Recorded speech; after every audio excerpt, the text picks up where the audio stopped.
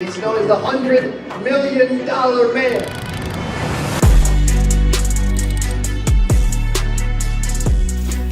No fluff, no BS, but he does what he says he's gonna do, and he shows up. And so for you guys, man, I hope y'all get a ton out of this. If y'all don't know his backstory, it's absolutely amazing, so he'll give you a little bit of that. And if you wanted to learn how to scale and grow a business the right way, and do some big stuff, my man. Let's give it up for him. Dude, appreciate it, bro. Who knows nothing? Because I don't really like telling the story 15,000 times, but if you know nothing about me, I'll give a little if you want. Or do y'all like nothing? Holy moly. Damn, that's sad. Right? But it's crazy. It's like no matter what you do, dude, there's always more people who can get the information. You know what I mean? It's like we do a lot of volume. Hell, fair amount of people in this room are in my group. They don't even know it. You know what I'm saying? It's like, but it's wild, dude. It's a funny dynamic as you start to grow. This thing can take a life of its own. You know, that whole elevated, everybody who mentioned elevated, y'all are in my hierarchy somewhere. But they don't know. You know what I mean? It's like, did I do anything to add? Nah. But I got it started. You know what I mean? Like Bosworth, all those guys, they didn't need me to do shit. This business was already rolling long before they got here. They were just part of depth that came in, you know what I mean, over the years. And I'm like, he did this shit on his own. But without the guy that I recruited that recruited that guy that recruited that guy, he ain't here. You know, and that's the way this business can take a life of its own. So I'll give a shorter version. I got started in the business I attempted to get started in 2008. I applied to an ad, mortgage protection ad, and I was an accountant at the time, making 40 grand a year as a staff accountant, crunching numbers, bugging people for expense reports to send me their fucking receipts and stuff like that. Hated it, had 5 kids, still have 5 kids. I always say it, and people are like, what do you mean you had? What happened? I'm like, no, I'm telling the story in the past, right? I have 5 children, but at the time I was like, I had 5 kids, and I was trying to figure out like how to pay my bills. Had my first child at 16, right? So grew up in the hood on welfare, single teenage mom, had my first kid as a teenager. So I was paying for daycare in high school. Worked at a restaurant for 4 years, went to a warehouse overnight for 4 years. And both times I'm like, I want more out of life. So I went to college in my mid-20s, got an accounting degree.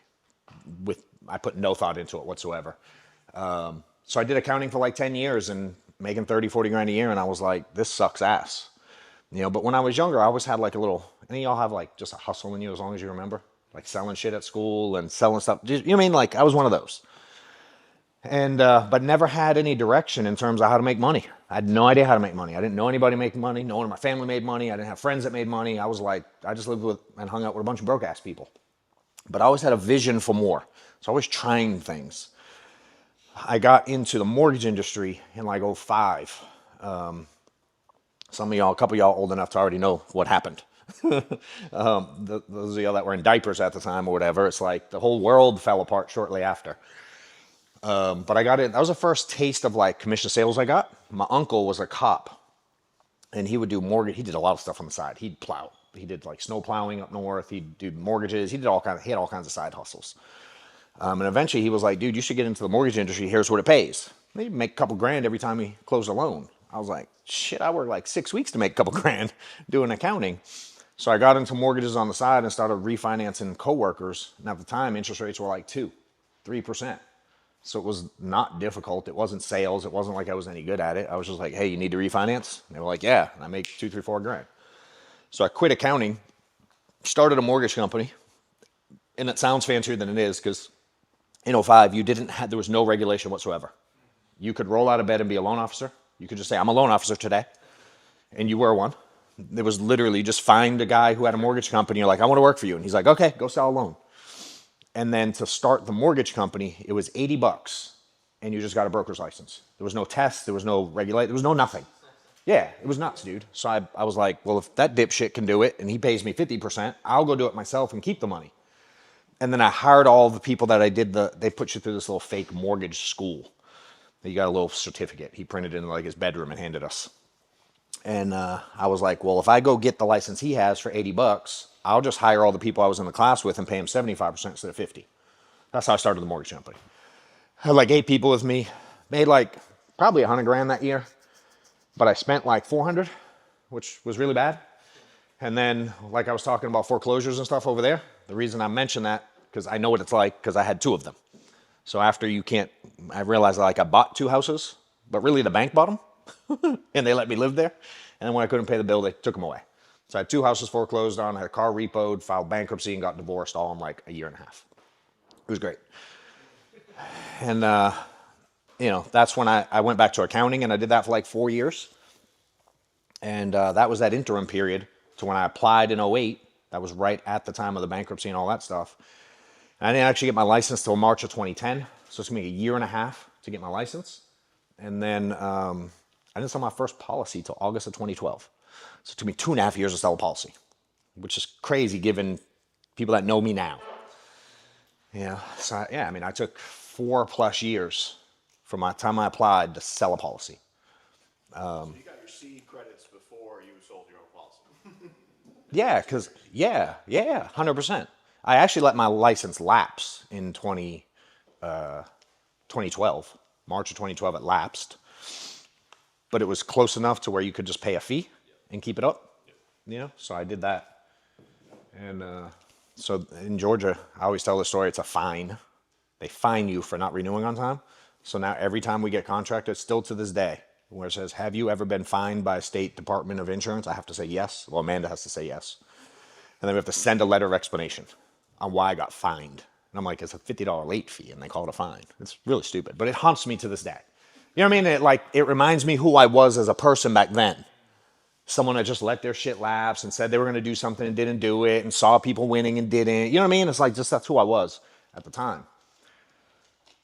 So started selling part-time in 2012, long before FFL existed. I was in the business. Started selling part-time under Andy Albright's deal, if any of y'all know him. And that's where Sean was previously. August of 2013, I went full-time. So I made like 60 grand selling part-time my first year, which was whatever. It was more than my accounting job.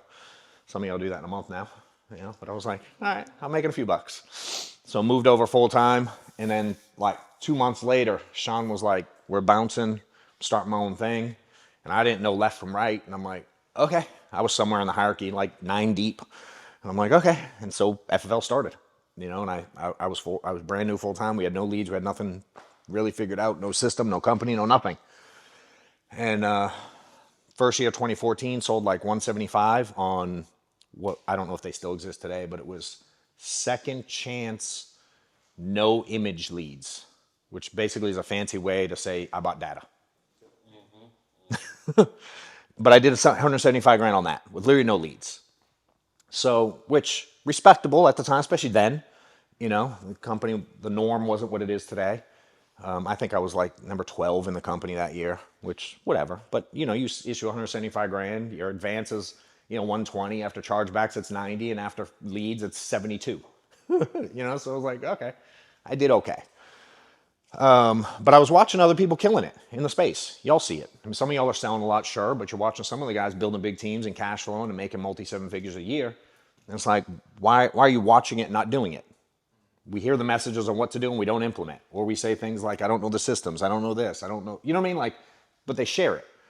I'm coaching a guy now at another company. And he goes, and I'm talking to him about activity and leads and all this stuff. And he's like, I've been doing this a year and no one's ever told us this.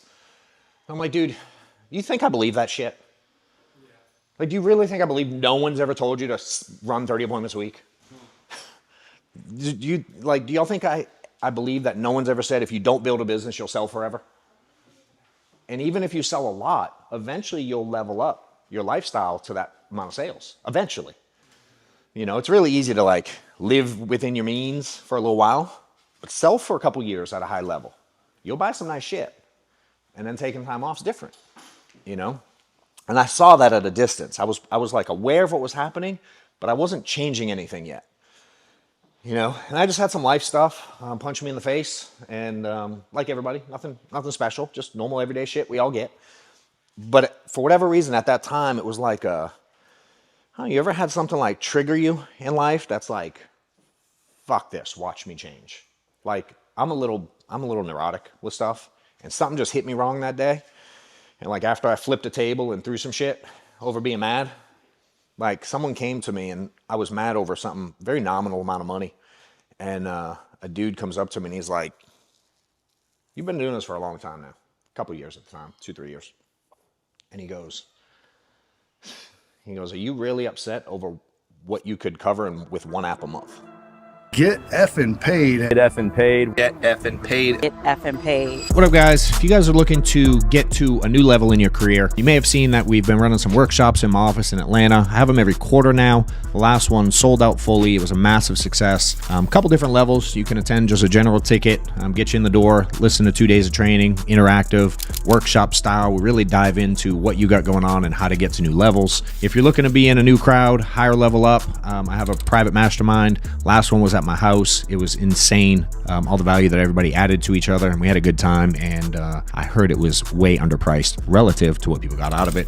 You can check out some of the testimonials here, I'm sure. But if you'd like to attend, click the link below. I do them every quarter. The date will be around here somewhere. Look forward to seeing you there. If you are in the insurance industry and you're looking to scale and grow your business, I highly encourage you to check John Wetmore out. Probably honestly made the cost of the event back in like the first 2 hours of being here. If you want to win and you want to grow, I'd get around John as much as you can. John Wetmore is a beast. So much value in everything that I've learned here. Growing, about building, delegating. He's talking about systems and automating right now. It is worth the price of admission. Make sure you get to the next one. Right? Because I was mad over $1,000, just quite transparently. It was a $1,000 alimony bill that I had to deal with due to a divorce. That was, what do you call it when you delay something? I guess delay is the right word. But they made, instead of at the divorce, they were like, you don't have to worry about it for 5 years. You mean like they deferred it. The 5 years came up and I pretended I forgot about it. And then one day you get a letter in the mail and they're like, "Hey, dipshit, you're late." And I lost my mind. But that day was like, the dude said it to me so simply. Like in my head, the problem was massive. And he's like, "Dude, it's one app. Like, get over yourself, go back to work." And he walked away. And I was like, well, he is rich as shit. I should probably listen, and for whatever reason that triggered me changing. There's that little moment and the awareness leading up to that, and still selling a decent amount relative to most agents, but it wasn't life-changing. I still had to tell my kids no a lot. I still couldn't buy my wife a house. I still had the same 800 square foot house. I still had to drive the beater. You know what I mean? If something went wrong, the brakes went wrong, and I had to buy leads, it was an issue that week. I didn't love that. So I decided to change literally everything about who I was in a moment. And that year that was in March of 2015. And again, I'm 5 years licensed at this point. And from March till the end of the year, I issued 460 grand on my own pen. Yeah, it was like a quick change. In today's world, it is what it is. But then no one was doing that shit. There were only 4 of us in the whole company that did that at the time. This was 2015. Did it again in 2016.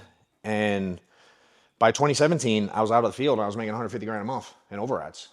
And at the beginning of 2015, I had no agents. I had no team, no system, no nothing. But I just decided to turn up to a new level, I was texting with some friends. We have dinner tomorrow night with a couple that we hang out with a good bit, another integrity partner. And we're in this little text chain, and I don't know what was happening. Someone was making fun of me for working out or something. So I text, my wife told me to shut. I made like a wise ass comment back in a group text. And she goes, "Hey, shut up, go run a marathon or something." Like being sarcastic. For those that don't know me, I work out a lot. I like challenging stuff. I hike crazy mountains. I do like obnoxious stuff that you just shouldn't do every day. And I don't know why, but I like the challenge of hard things. Like I'm doing in July, as an example. I have this event. It's in the mountains. It's in Park City, Utah. And it's 3 marathons in 3 back-to-back days in the mountains. So it's like a mountain trail marathon, not just like out on the road marathon. So I'm doing Thursday, Friday, Saturday, all 3 days. So I'm training for it now. So my wife goes, F you, go run a marathon or something. Like stay out of the conversation. So I send a text of me dripping sweat, running around. Where was I this morning, man? Where did I run around? What's that thing called? Boardwalk at, what's that? Park? Yeah, but Epcot, right? So I ran around that this morning, and the wife was like, "You're on vacation?" Because I'm in Epcot. She's like, "You're on away for the day, and you're already up working out this early? Like it's expected to not." You know what I mean? In the normal world around you, you're expected to not build anything big. You're expected to be mediocre. You're expected to kind of like, you're already doing good. Like, why are you trying to do more? It's really hard to like do really big things if you listen to the noise around you. And this is someone really successful.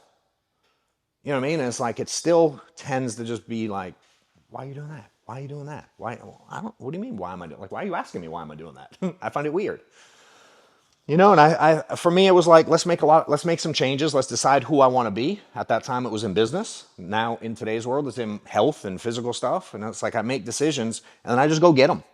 And that's who I've become in the last 10 years. It wasn't an easy change, but selling that much and starting to recruit and build. That year, we did like $1 million for the year in premium as a team.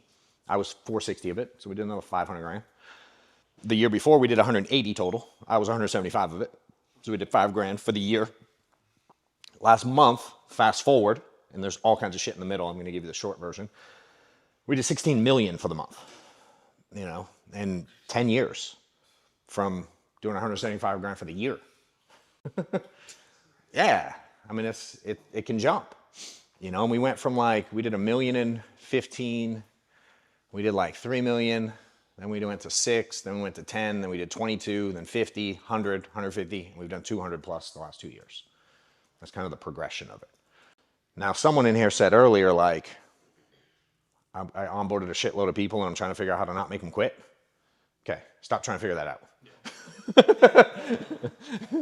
Like, I get why you're saying it, so we're going to tweak it. But most people do. It's like trying to get chargebacks to go away. Like, can you reduce them? Sure. Are they going away? Ever? Are they ever going to stop? Never. Or like, no show's going to go away. Ever. Or leads with the wrong phone number and Mickey Mouse as the name going to go away. Ever. Never in the history of time. But so many agents want that to happen, right? Someone else said something like, I heard it was over here somewhere.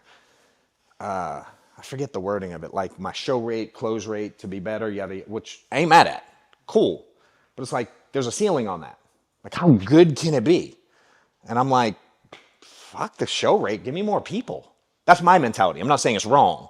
I just didn't know how to stop the stuff. And everyone's always trying to stop the stuff. And I'm like, he referenced sports. Like, do strikeouts go away? Do getting hit by a pitch go away? Do injuries go away? Does rehab go away? You know what I mean? It's like, it's just part of the game. And so many people focus on the things they want to go away. And I'm like, why don't you just learn how to play the game? Like UFC. I mean, you get punched in the face. They ain't trying to make that go away. They learn how to deal with it. And they get up. You know what I'm saying? It's like, in this business, like, I just learned how to get hit and keep moving. And it doesn't bother me anymore. You do learn to take it. So we can go through detail. I want it to be super interactive for you guys. I want to help where you need help. I can talk for 4 days straight, literally, with no prep. So Can we start with Any- cash flow management thing that we talked about on the Zoom? We can start with that. I know what you mean by cash flow management. Well, what did we talk about on the Zoom specifically? Come in and it's all in one account, and the last thing comes They're out. still doing that? You think? Yeah, let's start. Holy moly. I'm super new, so How new? like I started dialing in November. When? November. Okay. You selling yet? Yeah. That's good. Well, last month I did my, What'd you do? Don't be shy about it. I did 28 approved and 10 in underwriting. Okay. That's good. Pretty good for my like second month. Nah, I love that in today's world. That's like, There's just so many people. So for perspective, I'm like, hey. it is, and it should, yeah, it should be. But I can't help but remember, like, the first time I wrote $5,000 in a week, dude, they threw a fucking parade like I won the Super Bowl. I remember like it was yesterday. Yeah, that's sick. They were like, oh my God, look what he did. I'm like, I wrote 4 apps. Like, why is that a thing? You know, but it was. You know, when we were trained new, we were taught to run 10 appointments a week. Like, that was the norm in the space. I'm like, what? Eventually, soon after, we started doing 10 a day. I'm like, 10 a week? Like, but I bought into that. So I love that you're buying into better. You know, but be proud of what you're doing. 2 months into a business, like, I just feel like I have so much to learn. 100%, you do. I'm 15 years in and I still have a lot to learn. You know, the learning doesn't ever stop. That's either the beauty of it or the bad thing about it. Depends how you look at it. For me, I look at it as an upside because I'm like, yo, I feel like I still got a lot to learn, and I fucking printed money in this space. I can't wait till I know what I'm doing. You know what I mean? And I say it somewhat sarcastic because at your stage, I do know every piece of it. And in today's world, I have a lot of people that reach out to me to coach them directly on how to get to that next step quicker. Once you do it, it's like, oh, it's actually not that deep. You know, I think, you know, if you want me to start with the cash flow thing, I guess the question that I would have is like, if we think about commissions that get deposited, how many of you deposit those commissions into the same bank account you pay your like electric bill out of? Just two? Everybody else, three? No? Y'all got them separate? I know you, if you still had it that way, bro, I was going to kick you out. Yeah, you got to go. So like, I don't know, what's your favorite place to eat?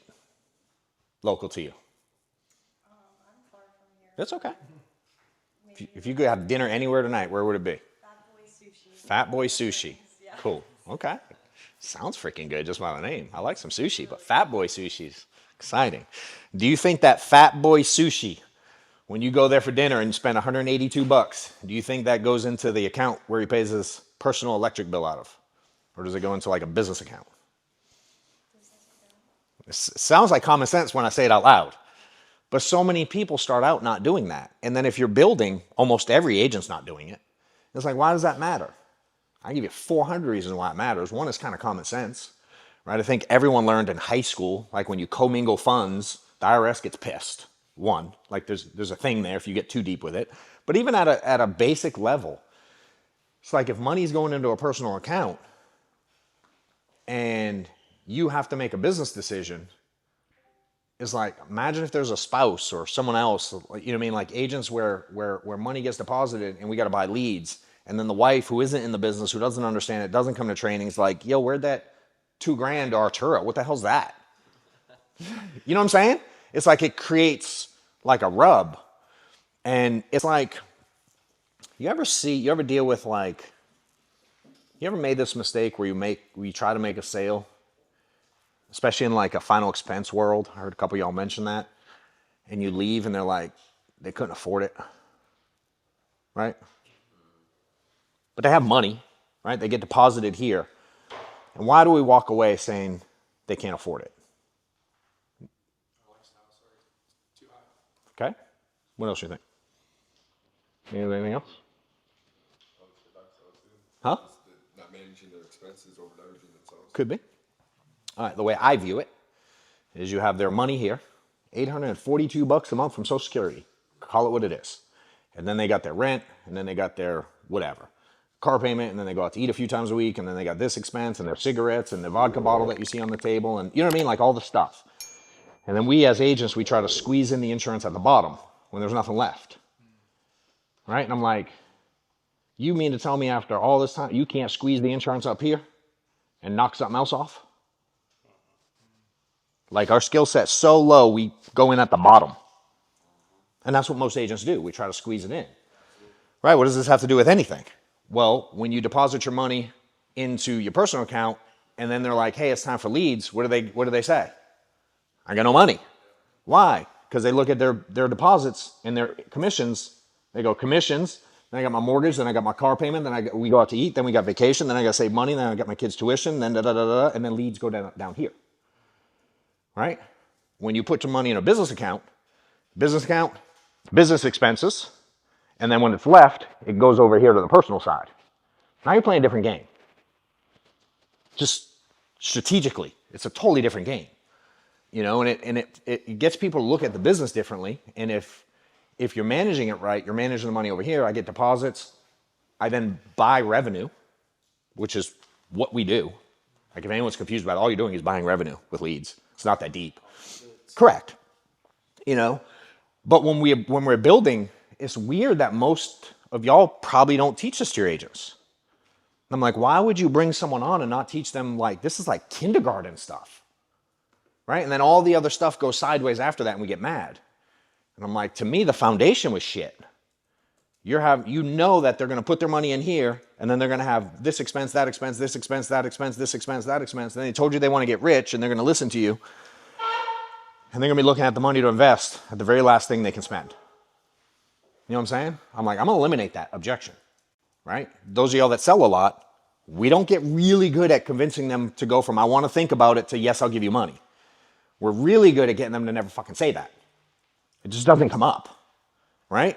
And so I've gotten really good at getting agents to understand that this order is more important than anything, so that I don't have money for leads doesn't come up as often for me as it does for y'all. Why? Because I've set that foundation early. Because I dealt with that objection, if you will, umpteen zillion times. Right? No different than when we were talking about the roll-up stuff over there. I don't know how we got on that. I think you mentioned it briefly. But it's like, dude, I'm talking about all that stuff is just principles of communication and sales. And you getting someone else to follow your lead based on what you're doing and get in this business, that is sales too. You're selling yourself to them to follow you. Right? And then think of anybody's hired agents that have quit and haven't made it and ghosted you. Right? You've been around the block a couple times. It's like, how many reasons are there really? Like 3, maybe 2. Correct. Yeah, it's like nothing. Right? There are a lot of reasons that the excuse the agent uses on why this doesn't work. Are there more than 2 or 3? Right? Sales side. Why do clients say, why do you not sell? How many reasons are there really? Why do you not book an appointment? How many reasons are there really?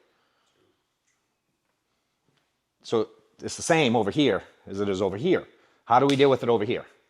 We know there's 2 or 3 objections. How do we deal with them in general, high level? And what's the other piece of that? That's one piece. What'd you say? Address them right away. Yeah, deal with, there you go. It's like part of the game. I fucking struck out. All right, go back to the dugout, put your fucking hat on, get in the outfield and play. Keep fucking moving. You know what I mean? Where like, at my son's age, he's 13, some of the kids still go into the dugout and cry for 45 minutes. It's frustrating beyond belief. And I'm like, and I feel bad because he's 13 and he thinks one day he's going to go out there and never strike out again still. Like there's this he golfs. And him and his friends somehow think that one day, every time they hit the ball, it's going to land in the hole. I'm like, dude, I don't want to like ruin your parade, but it's part of the game. You're going to hit it in the bunker a lot. You're going to hit it. You mean you're going to strike out? That you've got to get used to that. I love that you're mad about it. I hate that you let it drag on. Does that make sense? Now what do? We put in work. We hit off tees. We take more ground balls. We go to practice. We get more coaching. You know what I mean? Like there's things we do to better our chances and better our odds. But we don't go like, I'm never going to strike out again. That'd be weird. You know? And so on this business, same as the sales side, y'all understand that on the sales side, it's like, all right, on to the next. Let's keep it moving. Though an agent quits, you've been building? Or are you not hiring yet? Most people build, right? And they tend to kind of most people, because of the frustrations. And I'm like, 1, did you get ahead of it? Probably not. It is also hard to get ahead of when you ain't done it a bunch. Yeah. So there's this weird little like, you just got to kind of take it for a little while. You know, I have I got a lot of people that I help, but some people are going like, what CRM should I use? What dialer should I use? What this should I use to get from 10 to 40? And I'm like, that ain't the magic. It's just not the magic. Insurance has been sold for 200 years without CRMs and without leads, to be clear. You know what I mean? So that's not exactly the magic. And so on the building side, all of it relates. You know, it's like, how do I get ahead of it so when it comes up, at the very least, it's not the first time we've had the conversation. Like, I want to think about it. I'm not saying stand up and walk out, but it's a whole lot better when you go, all right, Jerry, maybe I missed something, but didn't 5 minutes ago you just say A, B, C? It's a lot easier when we have that in our bag, right? So now when I get an agent that does X, Y, Z dumb thing, it's a lot easier for me to go, hey, dude, remember when I told you this? They start getting negative and sideways. It's easy for me to catch it and go like, we talked about this, bro. You got here because you didn't follow the steps of ABC. That's why you're here. You know? And so I see that stuff coming so clearly, no differently than y'all see I want to think about it's coming. Like if you're in sales, you see that shit coming a mile away. Yeah, I mean, there's a million different ways to address it, right? But there's an approach. Whereas in the building side, the approach is usually like, what an idiot. Or don't you know what you're doing? You know what I mean? Or we want to punch him in the face, or we want to hit it. We want to be aggressive with it. There's usually not as much skill or tact or intentionality with the agent when we're dealing with communication there. And we have it in the sales side, right? So it's like you have that ability. And yet when we go to building, it's like we go, who needs that ability? I'm going to hit them all this way, right? And most people, as you see, don't build anything big in the space. And if you've been, anybody been doing this for like, besides you, for like a long time, like 5+ years? How many people have you seen build something and then disappear? Sell 40K, disappear. Get to 200-300 grand, you don't hear from them again. The number one on the leaderboard, you're on all these calls, doing all these trainings, and the ghost. I did it myself. It's a different game, dude. It's a different game. One thing I know about John that you guys have never heard of, like, he keeps it so simple, right? It's not a complicated. So as we're building a new organization, we haven't had a chance to talk about it, but that's all I've done now. Like I've heard John speak several times, and I try to keep it so simple that it makes people feel stupid. So everything, I mean, one of the things he's always said is like, hey, I give him a task. I say, hey, so now I've created it. I'm like, hey, go watch this video, right? Call me back tomorrow with 2 or 3 things, or text me tomorrow with 2 or 3 things you took away from that video, and then we'll go to the next day. And if they, I love his line, and I'm not going to steal it from you, but do it. Like he literally say it. And I've said this to people out loud several times now. He's like, dude, I'm going to quit you before you quit me. Like, and if you don't call me the next day, like I'm not going to waste an ounce of time on you anymore. I'm not even going to think about it because I'm only going to be invested on folks that I know are doing what I'm telling them to be successful, right? So he keeps it so incredibly simple. Even on the accounts thing, right? I used to overthink this. I'm like, well, we were talking about this earlier. I need to go create my LLC, do my escrow. I'm like, dude, call your bank, create a separate account. Yeah, the free checking account. And then you can label it whatever you want on the app. And this is your business account, this is your personal account, and then have your little savings on the side. Like later on, as you start building and you start doing some like cool shit, then worry about some of that. Yeah.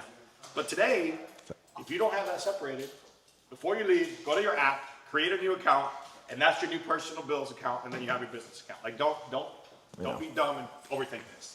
Yeah, there's you know, and it's again, it is reps, but right, every time I look at a situation, it's like when I was in the sales side at the beginning early, I missed a sale and I'm like, they were broke, they were an idiot, they don't love their family, da da da da. And I said, we all said that stuff. But now you do it for a little while, you know that's not accurate. You know, in that moment, you probably just sucked. Fair? Like you messed up. Like, dude, no one hates their family that much that they want to. And I know they say dumb stuff. We'll just bury them in the backyard. We'll figure it out. Like, that's not real. And eventually you figure that out. Well, all the dumb shit agents say, and hell, quite frankly, y'all probably say some of them. It's not real to me. It's just bullshit you make up in your head to validate what you're currently doing. So I'm not going to like buy into that stuff. The noise. Dude, I know how to like deflect that stuff so easy because I used to engage with it. And then all it does is almost tell you you're right. You know what I mean? So I'm just not going to let people think quick. I'll give you a quick example. I had someone message me recently that, all right, so you know if you're building and you have multiple legs, right? You're helping someone build. What's the perceived downside of that? Sure, another one. Relative to your pay, I'm gonna give you a cheat. Cutting your commission. Yeah, okay. Spray. Right? Yeah. So people get a little hung up on that. It's like, do I help them? Do I not? How much do I help them? I gotta protect my money. You know what I mean? There's always this like weird rub with it. For me, I've learned if I continue to do what I'm doing and I'm building, ain't no one's gonna catch me. Does that make sense? Even if I help him build it as big as he can get it to where he's even, I do it right, he ain't gonna affect me. Right, but this person had someone, and I don't remember the exact numbers. I think they were going to like they were getting a 5-point increase. I know that. I think the group was doing like 200 grand. And they're like, oh my God, 5 points. Oh my God, I'm gonna lose X amount of money. And they're doing the math, right? Y'all doing the math right now in your head, how much they're gonna lose, right? And I'm like, and they were frustrated. And so I sent a quick little voice memo back and I'm like, have you ever thought about like when they were doing 100 grand, you were making 10 points, so it's 10K, but now they're doing 200 grand and it's 5 points. How much is that? So did you lose money? And they were like, I never thought of that. It was over in 4 seconds. Like I just learned how to deflect that. Like now, what did they not do? Well, 200 grand at 10 points would be like, they didn't come back. They don't think that deep about it. You know what I mean? Because me, I'd have been like, nah, dummy, I'm talking about 200 grand at 10 points. I should be getting 20, not 10. If I really want to get deep, but it's like a client who goes like, yeah, it's just, I got to check my lawyer. And you go, okay. Or they go like, yeah, I mean, I need some insurance. What's the price? And you give it to them. That surface level, and we don't go deeper. The reason we go deeper is because they don't think about, well, if I say this, then they come back with this. They don't know where they're going to get trapped. That's why it works so well with clients to go deep, because they only think about how to get you out of their way, like one layer. Well, just tell them I got to talk to you we don't do business the first time until we do this. That'll get them. Well, if you learn how to overcome that, they don't have no ammo for the next layer. Fair? Y'all are the same way. So y'all come at me with this, and I'm like, I can go 2, 3, 4 layers deep and mess you up. Does it make sense? And all I want to do is get people to stop overthinking, stop being frustrated, stop trying to find the negative in it, stop trying to boo-hoo, poor me way, right? I want to always shift people's mindset into the positive and what we can do to build and how thankful I am that he's part of the team. Hell, look at the money you're making because he's working. No offense, he's doing all the fucking work. All you did was hire a guy. We're way overpaid for what we do. Relative, now I like it and I take advantage of it, but I'm not blind to it. And someone else has been dealing with this person. They're not even in my group. It's someone that reached out. And they only reached out because the person they've initially kept carrying on with that same thing. They've been battling this for like 2 months. And I'm like, dude, I overcame it in like 14 seconds with one comment. Why? Because I'm magic? No, because I'm intentional. Right? You miss a sale. The smart ones go back and go, why did I miss it? Oh, I lost them here. They said this. Man, I should have went this angle. Remember on that training, he told me to do it this way. I forgot to do it. Damn. Next time we come back in, like, I got him that time. Well, when y'all call me for stuff and it's not tracking, or you quit, or you leave mad, or you're frustrated, or like we aren't on the same page, I go, damn, I left that conversation pissed. That did not work. How can I approach it better next time? And I started working on my craft. You know what I mean? I started working on the communication. I started working on the way to shift the way you think. I watch the way everybody's behaving and I can go like, all right, let me adjust, right? And I learned when we're building something, we tend to be like one-trick ponies. On the sales side, we're super dynamic. Sit me with a 22-year-old, sit me with grandma, sit me with a couple, sit me with a widow. I handle all of them very differently. Sit with someone who's from where I'm from, sit with someone that's from another country. We adapt, we adjust. But we go agents, fuck them. We handle them all one way. And that's just how we deal with agents. Anyone relate? That's how I did it. I've never heard someone go, nah, I'm super dynamic over here. And I had to learn to take that skill set and apply the same relative common sense. I didn't even have to know much other than I wasn't doing it. And then when I realized that, I was like, oh my God, I'm not intentional at all. So now when I deal with a situation about growth or getting an agent started or whatever it is, I'm like, all right, how do I attack this? Now, early on, I was already in. I had a bunch of agents. I was just messing it up. And I'm like, well, it's hard to put the toothpaste back in the tube. That's tough. You know what I mean? But going forward, now I can be like, all right, here's how I handle agents. And I just started watching it. And I started going, what makes agents move quick? How do I get people to stop overthinking? How do I get them to trust what I say is going to work? How do I get, there's people that pay me. And I go, do this. And they don't do it. And I'm like, I don't understand it. Right? So I've learned how to give people the best thing. That's the best thing I do, is the thing he mentioned there. I give people one thing to do. That's it. You got one thing. And what's the word I want to use? I put the burden of communication on you, not on me. Right? And the way I look at it is like, it's always a funny example the way I use it, but it's like, How many things do you think a new agent needs to know to go from, like truly, like how many steps are there actually from getting started, meaning I got to register for the pre-license course, I got to send a login, I got to get my log, I got to do X amount of hours, I got to, pass the pre-test thing, then I got to schedule the exam, then I got to take the exam, then I got to mail the thing, and then I got all these steps. There's like a million fucking steps along the way to go from I want to do this to not only am I getting paid, but I'm profitable and I'm building. Think about all the steps in the middle, right? And I've seen a lot of people go like, here's your manual. Here's how you get started. Here's our boot camp, 75 videos. Good luck. Here's the, you know what I mean? It's like this overwhelming amount of stuff.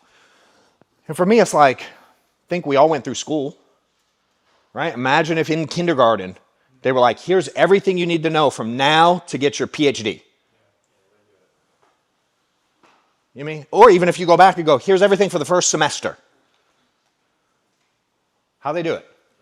So what's the line then? Because obviously as a leader, you have to prioritize your time. Doing these one-on-ones or, watch this, like you saying, watch this video, come back to me too. Yeah. What's that line that you like to draw? When you say line, clarify. So obviously, well, we're getting with this, which is there's going to be some interaction with that agent, some feedback loop that you're going to create with them. But if I'm spending my entire day one-on-ones, then I might not be able to move the big needle in the business or maybe write or whatever, lead in front. What makes you think I'm spending my entire day doing one-on-ones? That's what I'm saying. Then, Yeah. That's what I'm saying. So I guess where you're going with this, but I guess I'm just wondering where you draw that line. All right, so go back to the thing I told you earlier. Remember the big thing I told you to stop trying to figure out? What was it? Yeah, like worrying about losing agents. Okay. Right. So I'm 100% sure I'm going to lose them here. Okay. The difference is you've recruited. How long you been recruiting? Well, the new with IE, 7 months, but the last brokerage I was at 5 years. Okay. So can you think of someone you've talked to, say, this week that you want to take their head and bash it against that wall right there? Yeah, like Half of them. Yeah. Okay. So the difference is my way, I don't have to speak to that dude anymore. Why? Because I go, do this, and when you're done with it, come back to me and I'll give you the next step. So if you don't do a step, you don't get step 2. Ever. I just won't give it to you. I think you're overthinking and you're trying to Correct. do too much. You just got one at 100%. one person at a time. Now. Hey, think about it. I came from out of nowhere, right? Tyler's a witness of everything. My upline didn't teach me anything. Yeah. Nothing. And I'm number 1. Yeah. Some you get those. Yeah, you're right. Those are make sense? diamonds, right? Yeah. But then again, But- majority are going to be able to figure out and survive. A hustler's going to figure it out. Yeah. Solution oriented. Versus you having to hold someone's hand. At that point, they're not even worth your time anymore. Now you got to delegate somebody else to maybe babysit them. Yeah. The first person you recruited to handle the bottom feeders. So there's a balance, right? In the sense of that, it's like, so what's the mistake some people make? They only look for him. That ain't the key either. Because if you only look for him, how many of them are there? Like we want people just like us. I've been looking for me. Careful what you ask for. I'm like, y'all are a pain in the ass. You want more of you? I can relate. 2 of me in a room is not good. You know what I'm saying? So it's like, but then also, if they were perfect and did everything that you wanted, what the heck would they need you for? Right? So to me, it's like, all right, who do I manage? Because I want to manage people. I want to deal with hard stuff. Dealing with hard stuff and hard problems pays well. But what I don't want to do is confuse someone that says they're going to do something and doesn't, and I spend time there and miss him. Right? So for me, this is the way I visualize it. And I always feel weird saying it, but it always relates. Like, you've heard me talk about the fetch thing? All right. So I picture it like playing fetch. A little dog, little tennis ball. You got a drooly ass mouth coming out of you, and you just want to play. You're wagging your tail. You're happy as shit when you're getting started, and all you want to do is play fetch all day. Right? And I just have a ball for everyone, and I go throw your ball over there, and I'm like, hey, go do this, and bring it back when you're done, and I'll throw it again. And I go throw it over there, and I throw yours over there, and I throw yours over there, and I throw everybody's ball. And you're all at different stages. So I give you one thing to do. Go get it, bring it back to me. How many are actually going to bring it back? Not a lot. So if you go lay over there in the sun and you lay down and you just start drooling, you lay on your back and I just let you be. I just leave you over there because you have very clear instructions to come back. But if you stay over there, dude, I'm still playing fetch over here. Does that make sense? Correct. I'm always bringing on more. I'm always bringing on more because I have unlimited tennis balls.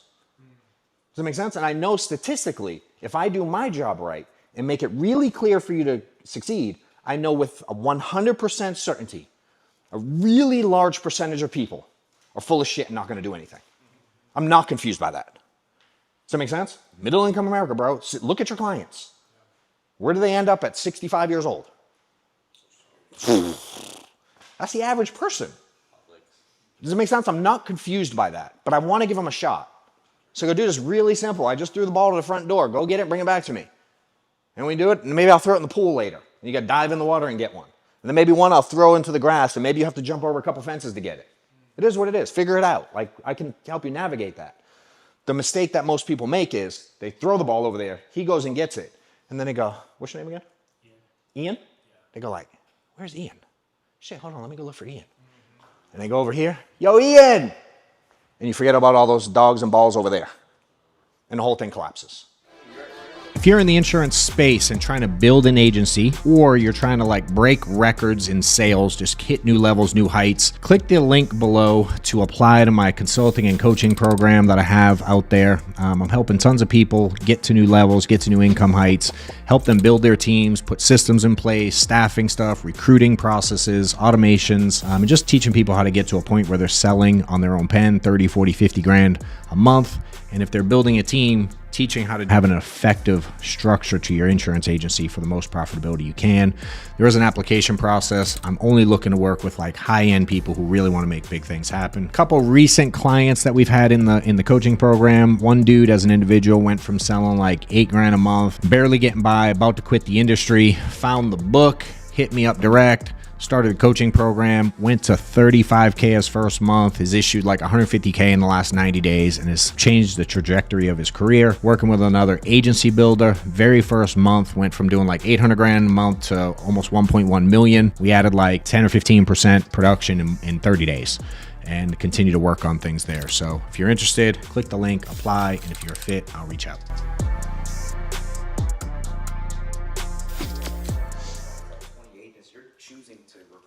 Selling, and at one point you're gonna have to sit there and tell people, if you want my time, you gotta call me at 6 a.m. and if they don't show up, they don't show up, and then you're gonna eventually start selling them from 4 to 8, and you don't deal with recruiting from 4 to 8. Yeah, it's like, think about this. So now like, they gotta play with your rules versus you're trying to cater to everybody. Yeah. No. Think about, to his point, what he's saying is like, you're trying to teach people to be disciplined. But when they call you during prime time, you're like, fuck the discipline, I'm gonna answer your call. Where I'm like, yo, you mean to call me? I'm in the middle of dialing, bro. You're supposed to call me at 6 a.m. Correct. Yeah. And that's where, now where does the strategy technique come in? Hey, Ian, you said you want to kill it, dude, right? Yeah. You want to do whatever it takes? Bro, I'm out selling, how much you selling?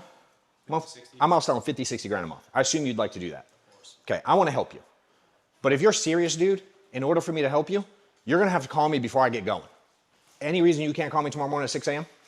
All right, dude. If you don't call me at 6 a.m., dude, I don't know how to say this without being mean. I'm going to assume you quit. Is that okay? Yeah. All right, dope. Talk to you at 6. Does it make fun? I can do. It's so easy to quote unquote manipulate. You're the bad chick. You're the hottest chick in the room. She makes 100%. That's real. So for arbitrary things, let's say he doesn't call me. Do you fire me? I don't fire. I like people, and the reason I'll tell you why I started doing it better, more so, because everyone was quitting because of me in their eyes. They were like, John's mean. John doesn't do this. Is that mine or yours? That's mine. Yours is right there. I've been drinking out the wrong fucking one. You said you came in with that one, so I wanted to move it. I'm pretty sure you drank out of both. I'm pretty sure I drank out of both.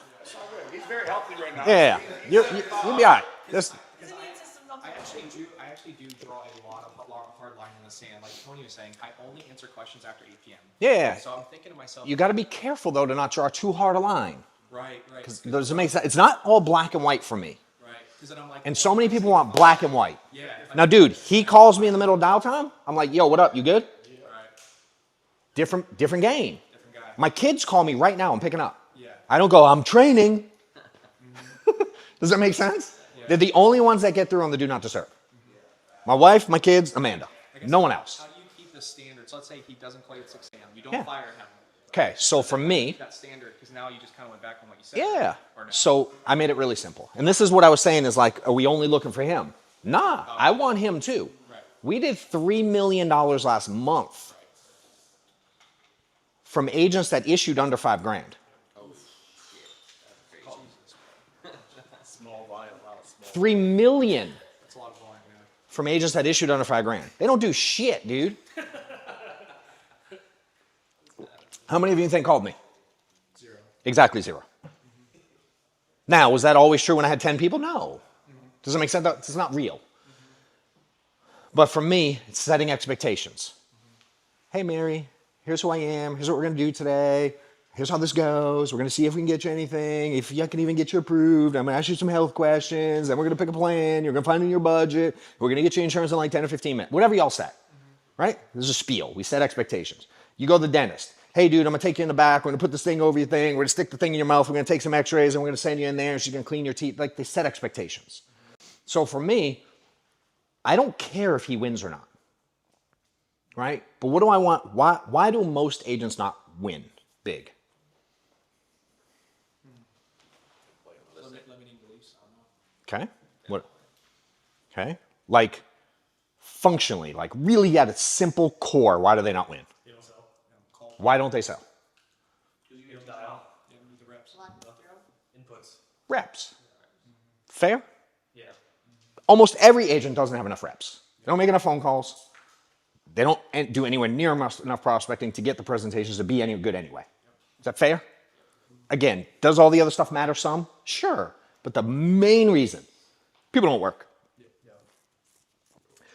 So what I've learned is if I had 100 agents in here, what percentage of them are going to be mediocre at best?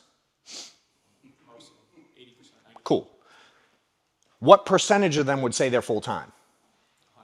100. Okay. All right. So this is where strategy comes in. Who defines full-time in that situation? They do. Okay. What happens if I define it? Different game. No, I'm not fucking wrong. It's my rules when I hire them. Does that make sense? No different than when you go to a job out there, they define what your full-time hours are. They define your schedule. They define overtime or not. You just choose to do it or not. Does that make sense? You go to college, they define what's full-time. Who says 4 years is full-time? Who made that shit up? Someone literally made it up one day, and y'all believe it. Oh, that means you're a full-time student. Dude, my daughter's a full-time student. She goes to school like from 11 to 2, 3 days a week, and sleeps in the rest of the week. I'm like, that is not full-time. Fair? Yeah. But it's defined as full-time. So I just took control of the definition. So for me, when we get started, I'm like, the short version is, yo, if you don't run 30 appointments, presentations a week, you're part-time. Is that fair? Yeah. Okay. If you have no money, I don't have money to invest in leads. Anyone ever dealt with that? Yeah. You can't even be full-time if you wanted to be. You don't have the ability to call enough people to be full-time. So I hope like hell you have another job. Because if I got $300, you physically can't do this full-time. It's impossible. Does that make sense? So I define full-time, and I put people in a bucket. Can you really expound on that? Because I feel like people are trying to help people, right, without the economics of the business and ignoring the facts because they want to try to get these people on, right? And it's really like some parameters. Like, again, any business, you can't beat bad economics, right? Yeah. It just doesn't happen. You can change the market if you do it. Trust me, I did it all last year. It doesn't work. So you have to have these foundational things, and if you don't have a couple of key ingredients, you can't make a cake. Yeah. You can try making it without an egg, baking powder, whatever the case may be. Sure. It doesn't work. So sometimes we're trying to get people in the business when they don't have a couple of the right ingredients. Overlook them. Oh, maybe it'll just work. Correct. And it's, you know, it's like who's dude, he was out there building a funnel on the like hood of a car, right? And that's how I look at this business. So they come in. Now, who controls where they go? Right now, they're dictating what path they go down. If this, they go that way. If that, they go this way, right? That's how those things work. It's not that deep. Funnels are really simple, right? I just chose to take control of it. So at the beginning, do they know what full-time is? I know they don't. I've been in the business long enough to know that they all are going to think they're full-time. Because why? Just like I said, I was in the mortgage industry. They're like, I'm a full-time insurance agent. No. Let's reset, because I know what am I trying to prevent on the backside? His frustration. I'm trying to avoid that. But I know it way up here long before they do. I'm mind fucking them from the beginning, dude. I'm not letting them go down this path ever. I don't want to go there. I want to go down that path. Right? So I define full-time, part-time. Right? And I look at schedule. I look at income. I look at your ability to work. Do you have a full-time job or not? Do you have kids or not? Is your spouse or not? Is she in or out? Y'all ever hired someone, this is the 47th shiny thing they've done? And the spouse is like, another one? Dude, I'm dealing with that up front. Does that make sense? I go to church Wednesday and Sunday, and I don't believe in working weekends, and I have to make all my kids stuff, and Hey, I'm dealing with that. I asked someone this weekend, they like, hey, I want to learn how to get to 50K a month. And I'm like, cool, what are you at now? 22, whatever it was, 25, I don't remember his number. And I'm like, all right, what else do you got going on? Because at its core, do you really not know how to, like, someone's at 30, do you really not know how to get to 50? Like, you're full of shit. I don't believe it at all. Does it make sense? I don't believe it at all. You're just choosing to not do it. Fair? So same thing for him. So I'm like, what else do you got going on? He's like, long story short, he goes, I got music. I do this thing. I'm into music, whatever. I said, what's more important, 50K or music? He said music. I was like, cool. Different route for him. Because initially I'm like, yo, why don't you just sell more? Well, that wasn't in the cards for him. He's like, he prioritizes music over 50K. Does that make sense? Similar to in a sales situation where people are like, I want it all, but budget. I'm like, so I'd be like, dude, what's more important to you? All of the coverage, no matter what it costs? All of it, no matter what it costs? Or your budget? Which one's more important? Is what you say to clients. Yes. All of it, no matter what it costs, or budget. I need you to put them in order, 1 and 2. It ain't like, do you want it or do you not? And they pick budget. Well, you said it. I was willing to give it all to you. Does that make sense? Versus go, you're so old and sick, and the max over here is 40K because of this. I ain't pitching that. I'm going to get them to pick it. Does that make sense? So now I'm going to get you to pick full-time, part-time. Here's full-time. $1,000, $1,500 a week in leads. Maybe you suck, maybe you don't. I don't know how good you are. I don't know how hard you're going to work. I don't know how many trainings you're going to do. I don't know anything about you whatsoever. What's the average agent do? They quit. Do you want to be average? No, I hate that question. That's my answer to it. The average agent quits. Is that what you want? No, okay. So for me, I need coachable. Do the shit you say you're going to do. Those are my 2. I add a third to be nice, and I say, if you can't do 2, communicate with me. But I can only handle so many 3s. Meaning if you always communicate with me that you can't do what you said you want, I'm out. Does that make sense? So I'm really simple. Coachable, do what you say you're going to do. So now I can tie anything to coachable. I throw the ball in the pool. You're like, I don't really want to get wet. I'm like, you said you'd be coachable. Did you change your mind? You said you dial at 7 a.m. Did you change your mind? Coachable? Remember that part? Hey, you said you do. I can always come back to, hey, remember when we talked about this? I can always bring it back to coachable. Do what you say you're going to do. Coachable is easy because they said yes. Do what you say you're going to do is up to me to ask questions to get them to say they're going to do something. Yo, if I throw the ball in the pool, will you go get it? Yep. It's cold out, bro. I mean, you did say you'd do it. And if you don't want to do it, let me know. I'll find someone to go get it. Leverage. Does that make sense? So now I'm defining full-time, part-time, right? If you choose part-time, I'm like, there's 2 doors. You see that door? Beautiful pool. Everything's blue. Green grass. Trees blowing in the wind. Beautiful. That door, part-time, is thorns, is rocky. You have to be barefoot. There's like lions and crocodiles, and what's the sign say? Like snakes and crocodiles avoid the water. That's out there. Which door do you want to go in? Bro, you pick that door. I ain't chasing you. It's crocodiles and snakes. I'm out. So I force you to pick. Now, if you pick that door, I'm not offended. This is where for y'all too, right? That hook. I don't want just him. I want $3 million a month and him. I go, you pick that door. And I know he's not, but in my fake story here, right? You pick that door. I'm not upset with you. I just have one rule. You can never complain to me. Is that fair? Yep. Yeah. We shake hands, we move on. He comes back to me, yo, bro, my bill. Hey, did you mess up and call me to complain? Or you call me looking for a solution? Because you're giving me complaining tone. I don't like it. Messing with my day, dude. It's 1 second I got them. Because I can go back to the expectations I set.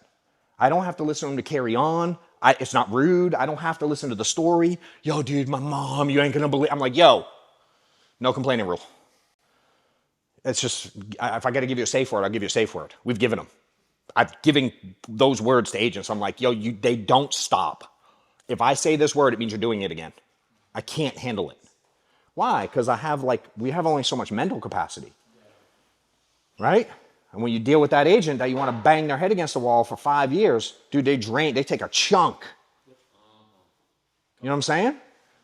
And then for what happens is you get that down so low, now you're like, all right, guys, I gotta go over here. And you let your business you leave it up to chance. And I'm just not willing to do that. And I learned if I spend so much time with him because I did a poor job setting expectations, or even if I want to blame him and blame him for all the reasons why we're at this rub point, I miss all y'all. And I'll literally watch that fool drown in a pool if he chooses to jump in when I'm like, yo, don't jump in. I ain't coming in. There's crocodiles in there. You're going to drown. I'm telling you, you're going to drown if you go in there. He goes in. I have no problem, dude. I'll take the remote, put my feet up, and watch TV.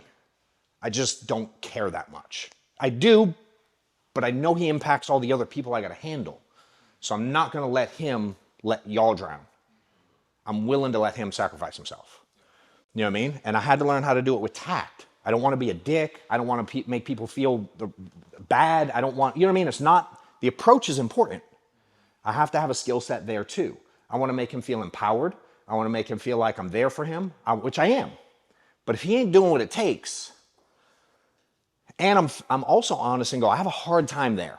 That when you say you're going to do it and then don't, I'm weak there. So if you can't do it, dude, I'd rather you just tell me you can't do it. Because I'll reset, I'll give you a different route. You know what I mean? Like, don't tell me you want to be here and do this work. I can't function properly with people that do that. I'm broken there. Does that make sense? So I find my people. And if it doesn't work for him, amen. I like her better. Cool, go work with her. High five. She's great. You know what I mean? And I've just gotten so good at that. I see your question. Give me 1 second. I've gotten so good at that process. Why? Reps. Bro, I have so many reps, dude. I have so many reps, it's obnoxious. You know how many times I've done this? I didn't prep shit. I have no notes, no nothing. Why? This is what I do. It'd be weird if I needed it. You ever see people get up on stage and they look at their phone with the notes? I'm like, oh my God. Like, this is what you do. And it's just reps, dude. I've interviewed so many people. I've messed up tons. I've lost people. I've had people quit on me thousands of times. You know what I mean? I've lost. It's part of it. But I always looked at it and went, what did I do there? How did I mess that up? And I'm willing to own it. I'm good. Like, all right, I messed up. And it ain't the first time. It sure ain't gonna be the last time. I promise you that. But I really want people to win. And I know one way. I just tell you what I did. This is the beauty of it. I win. Do I have obstacles? Yes. Did people help me? Hell yes, lots of them. But I can give you the path. And I've helped a wide range of different people win at all different levels. So now I have a lot of reference points. No different than when you're sitting with clients and you're like, hey, every time I sit with someone like you, here's what we do. Well, you ain't gonna bring an agent to me that I ain't dealt with that situation before. Like, every time I get someone like this, here's what we do. And so many people want what we have now without the reps. Everybody mentioned system. I'm like, yo, we have the baddest system there is in terms of onboarding. Half the company uses it. Amanda's trained most of the staff at FFL. A lot of y'all's hierarchy got trained by the staff that she's trained. She's been with me 8 years. There's not anyone in the hierarchy that she didn't impact, even if she doesn't know them today. Because we had a system in place to make this thing work really well. We have literally, like, I'm a go high level funnel nerd. I have a badass onboarding and recruiting system that we use. Some people want to come in and like, I want it. I'm like, what do you do now? Well, nothing. I just want yours. I'm like, well, mine ain't gonna work if you don't know what it's doing. You know what I mean? Like, go get in a rocket ship that Elon built and fly it to the moon. You probably don't know how. Yeah. I'm sorry, man. I know you had a question a few times. We've met. Remind me your name. I know you. How do I know you? You spoke somewhere. Yeah. Where? We were on stage together somewhere. SWAT? No, somewhere else. We at Cody's? Remind me your name. Cheers. It's That's it. I love it. I love it. Cool. I heard you keep saying guys, right? So do you have women on your team in the older race? So I'm learning Spanish. Do you know Spanish? Poquito. Okay. Well, like in that language, they use like hijos means both genders. So that's what I mean. I mean everybody. So I know that. I have lots of women in our group. So time and capacity for a male and time and capacity for a woman is completely different. 24 hours Sure. in a day for a man compared to 24 hours. Yeah, 100%. Fine gentlemen who are here today. I know there's probably a spouse that is holding home down. 100%. So you can be here today. Yeah. And usually, she's like, yeah. So usually ladies like us, Yeah. we are the spouse that's Yeah. doing all. So how do you balance that Sure. conversation as a leader who's leading other Yeah. women and still keep in mind that she may not have Yeah. that 24 hours? That's that like the being dynamic with different people. Not everybody's the same path. Does that make sense? So is my job no different than we go, how do we sell insurance to people? Like we have a general structure, but like we don't sell the same policy and the same face amount and the same monthly payment to everyone, right? How do we know what to sell? What'd you say? Their situation. Yeah, how do we know their situation? Ask questions, right? And then what do we do with those questions?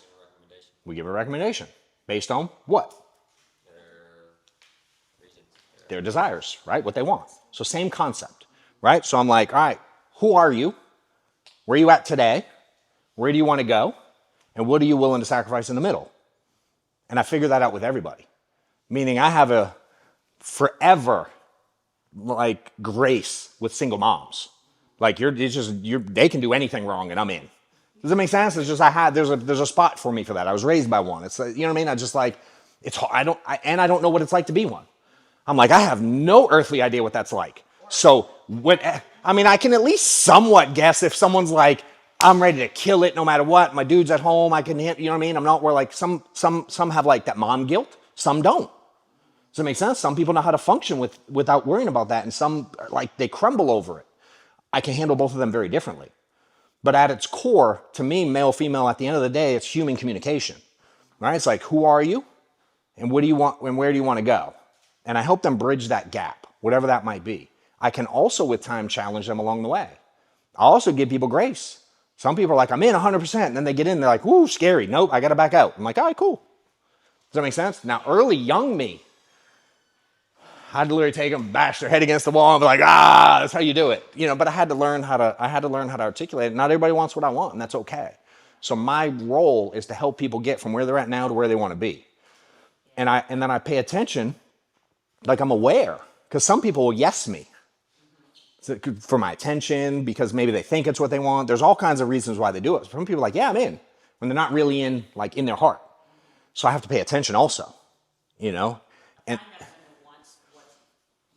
They want the desire you have. sure. It's just sometimes the capacity level doesn't allow that. Sometimes the male upline sometimes doesn't recognize. Yeah. You're not going harder. Correct. But reality is She's going harder. Yeah, she's going harder a lot of times. Yeah. Let's keep in mind. Yeah.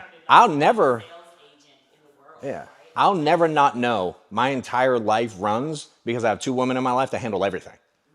I get to think about nothing. Hold on, y'all supposed to clap. Yeah. It just is what it is. You know what I mean? My wife handles everything at home, and Amanda handles everything else in my life. I literally about don't have to think. It's rare. I get to do what I'm really good at. I'm not blind to that piece. Does that make sense? So I'm very fortunate with it. And so when I'm working with people, my job, no matter who they are, is I have to figure out them. And I have to do my best to figure it out. But I also give myself grace to mess it up too, because I know I'm going to.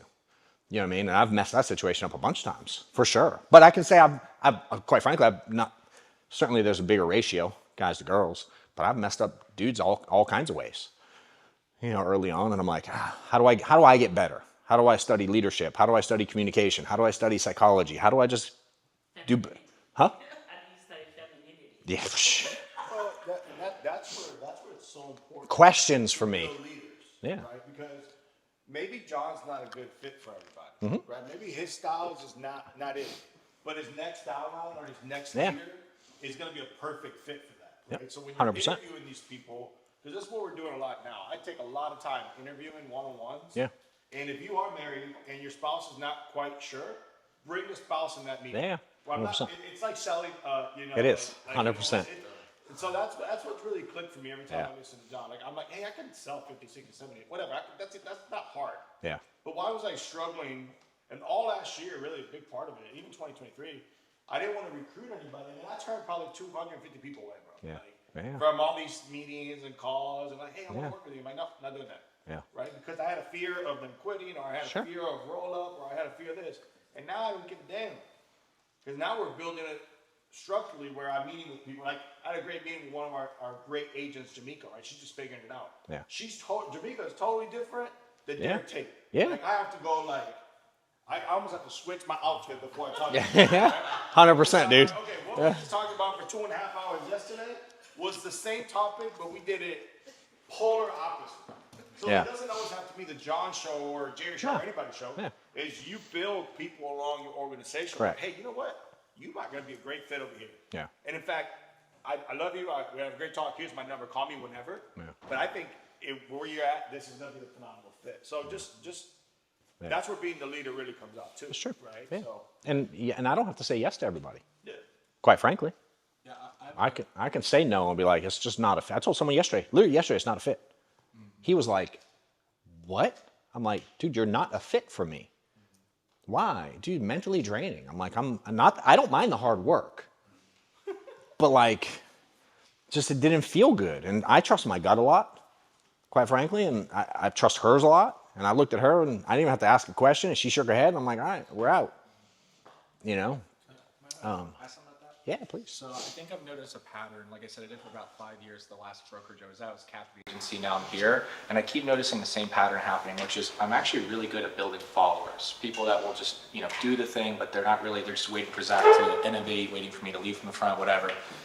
Whereas I see some people, they figure out really quickly, or what perceives as really quickly, is they're able to find somebody who comes in and puts this gap, right? They're like, they find leaders kind of like a Tony or someone who's not just a top producer, but also has a passion for coaching and leadership. Mm-hmm. And I'm wondering, do you build those? Do you train those? Do you find those? And if so, Yeah. what percentage? Because I feel like that's the thing that's going to keep me from the next level, which is having this little bit of gap between me Yeah. and all my direct downlines. That Are you trying to get other people to build? Exactly. Yeah. But I want them to actually not just build, not just recruit, and then go, hey, get trained by Zach, and then come underneath me and collect overrides. But like, Why?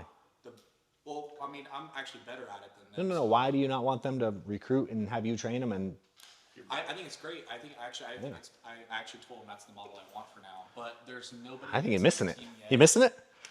Yeah. Okay. Yeah. But there's nobody. It sounds like a recruiting machine to me, what you just said. Yeah. No, I am. I mean, literally. No, Yeah. they. Yeah. Dude, to me, I teach what you just tried to avoid. Meaning I want to train. Meaning, That's exactly what I want. Yeah. I'm just saying, I would also like somebody to come in here with the mentality of the buck stops with me. I feel like everybody's like the buck stops with Zach. And I would just love it to have a couple guys that come in and go, Yeah. I build my own thing. takes time, dude. I'll tell you this. We had 6,000 agents last year. How many would not roll me debt today? I don't have 4. There's no way I have 4. That would not worry you. I do not have 4. Wait. The question was, you would not roll that? Bro, I got 1 maybe, 2. I'm thinking of your. Oh, bro, they roll me debt. If I name the names that roll me debt right now, y'all would shit yourselves. They're on Instagram, bro. I promise you. With all the cars and all the jewelry, all the glam. I'm like, again? Motherfuckers rolling me debt. Dude, one asked to meet me while we were here. I'm like, yo, you can pay your 54 grand that just got rolled to me last week. How about that, bro? I literally DM'd him. He's like, hey, see you're in Orlando, want to meet? I sent him a screenshot of the debt email. I'm like, I would love you to pay that. I'm curious if he answered. Actually? Hold on, let's see if he answered. Nope. How do you tell if he read it? He ain't read it yet. It still says sent. Now, he can see them. He can see it. He can? Yeah, he just doesn't open He answered me quick when I said that. Yeah, you know he's answering you quick. No matter. Does that make sense? So, Social media is savage. yeah. So for me, dude, I'm okay being that. But I learned how to mitigate the risk better than try to get a bunch of people to come up and take it on like I would. Dude, I ain't rolling no one debt ever. And if it happens by mistake, we pay it now. Like I ain't messing with that. You know. But that's go ahead. I was gonna ask a question about that. Same topic? Yes. Yeah. How do you mitigate that? Pay attention. Yeah. Yeah. I get tons of notifications from the carriers, but how do you're looking at someone that could potentially be more debt later. I cut them off. What do you use to? I'll cut them off in a second. Do they do what they say they're going to do? Meaning, if they get, let's walk through. If I have a charge back today, do you call me? Me? Yeah, 100%. Okay. And then what do you tell me? If you're like my agent or my client. Yeah, charge back. agent. Oh, well, all my agents get them every single morning as well. It's set to do that, but I let them know, hey, you have this charge. You think they all look? No. They definitely don't. Yeah. Okay. It's my money. I'm gonna tell them. You tell them what? They have a charge back. I give them the policy number, the client info, the carrier that it's with. And then what? Reach out to them and see what we can do. Whether we need to lower the policy because they can't afford it, or just try and save something from it. Okay. I like that you reach out. So for me, then what? You hang up and then what? With like my agent, I follow up with them at the end of the day to ask if they've gotten taken care of. Reached out to them something. They need to show me. You have anyone not answer you back? Oh, of course. Then what? If they don't answer me back, I mean, I hit them the next day. But if they're not physically in my office, I mean, I can't really, hey, pick up your phone and answer me. I can. I wish I was there. Hey, cut them off. I had someone message me yesterday. Yo, I got paid $57 on a policy. He ain't called me in 5 months. I threw the ball out there. Does that make sense? They playing with you. Yeah. Disrespecting you. Yeah. So it's like, again, I've already had the conversation. But for me, I want to teach them how to manage their money. If I teach them to manage their money, they won't mess with mine. Does that make sense? So I'm gonna go about it the right way. But I always tell people this. One, I have the conversation when I'm interviewing people. Do you understand what advanced money is? No, I ask them. On the interview, what percentage no? Literally 0. Okay, then I take it another level. Here's what it works. They're loaning you the money. I explain the whole thing. Do you know what happens if you don't pay it? You ever ask someone that on an interview? I ask every person I interview. Do you know what happens if you don't pay it? No. They take it from me. So I have a question for you. Are you the type of dude that takes care of your debt? Or are you willing to leave debt to me if this thing doesn't work out for you? Now, when they say it to me, do I believe them? No. But I want to be able to go, yo, remember the conversation? Does that make sense? Because I tell everybody, if you put me in a situation where I have to make a hard decision, it'll be the easiest decision I make. I'll make it like that. I don't give a shit. Because look what you did to me. What I did to you. I did it to myself. Yo, doesn't make sense, but it's not first conversation for me. So I'm setting the stage early. Does that make sense? Now, how do I know if they're going to end up there? What are the signs that someone's going to end up with debt? Decline in their production. Sure. What else? What else? Okay, what's even first? They start writing charge barriers. Even earlier. Stop buying leads. There we go. Stop buying leads. Do you, regardless or not, buy them, not buy them. You don't buy them, I know it's coming. I know it's coming. Hey, dude, see you didn't pick up leads this week. You good? Hey, man, don't forget, if you don't buy leads, the hamster wheel's going to catch up. Remember I told you 30% are falling off no matter who you are. You might suck, maybe half fall off. I don't know. But if you stop selling now, dude, you're going to get whacked with the wave. I have a question with that. Yeah. Recruiting. Are you, because there's a lot of expenses, there's expenses that come with even just getting into the industry as a whole. Yeah, a couple $100. Yeah, I guess, yeah. So in the interviewing process, are you kind of explaining that, really breaking it down and seeing if it's the right fit? Yes. Have money to invest in I am yourself, looking, all that. when I interview people, I'm looking to find a reason to get off the phone now. All this stuff that I was talking about, all the stuff we deal with, I deal with the same stuff. Yes. Yes. They're selling me that they're going to overcome. I'm going like, yo, thorns, woods, alligators, snakes.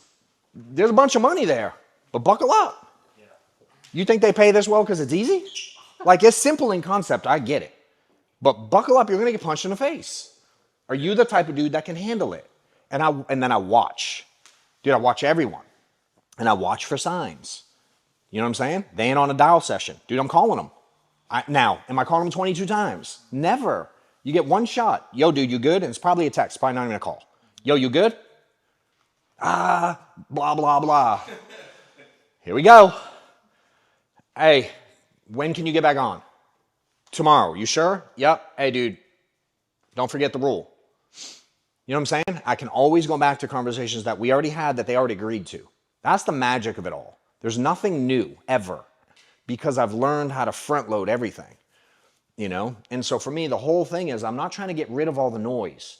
I just want to know now. I don't want to know in 3 weeks, 4 weeks, 4 months, 6 months, 5 years. I want to know now. So I tie people down with really good questions. Can you do this? When can you do it? And when will you confirm? So I lock people down to a minute. Hey, when can you start dialing? Monday. Cool. What time can you start? 9. Why so late? They're like, what? I'm like, no, why so late? Like, what are you doing before 9? Oh, I got my kids taking them to school. Got it. Makes sense. All good.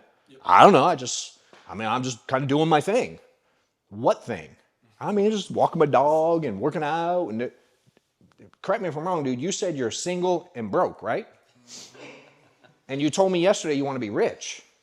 Are you messing with me right now? Does that make sense? Strategy to it. Again, dropping my kids off to school. Who am I to argue? I ain't fighting that fight. You know what I'm saying? And so it's for me, all right, cool. Are you willing to start earlier? You said you want to be rich. Yeah. Can you start at 7:30? Yeah. Dope. Start down at 7:30. Can you do, how many calls can you make before X amount of time? I go noon. How many can you get in before noon?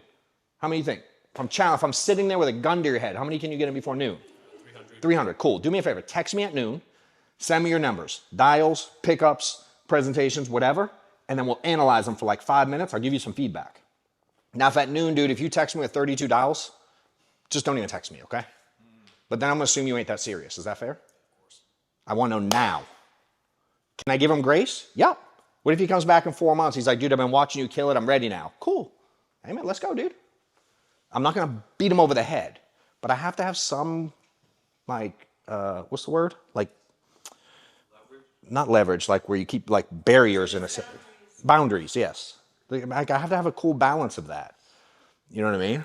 And so it's always about how can I help people get where they want to go? Yes, but how do I also help them not get in their own head?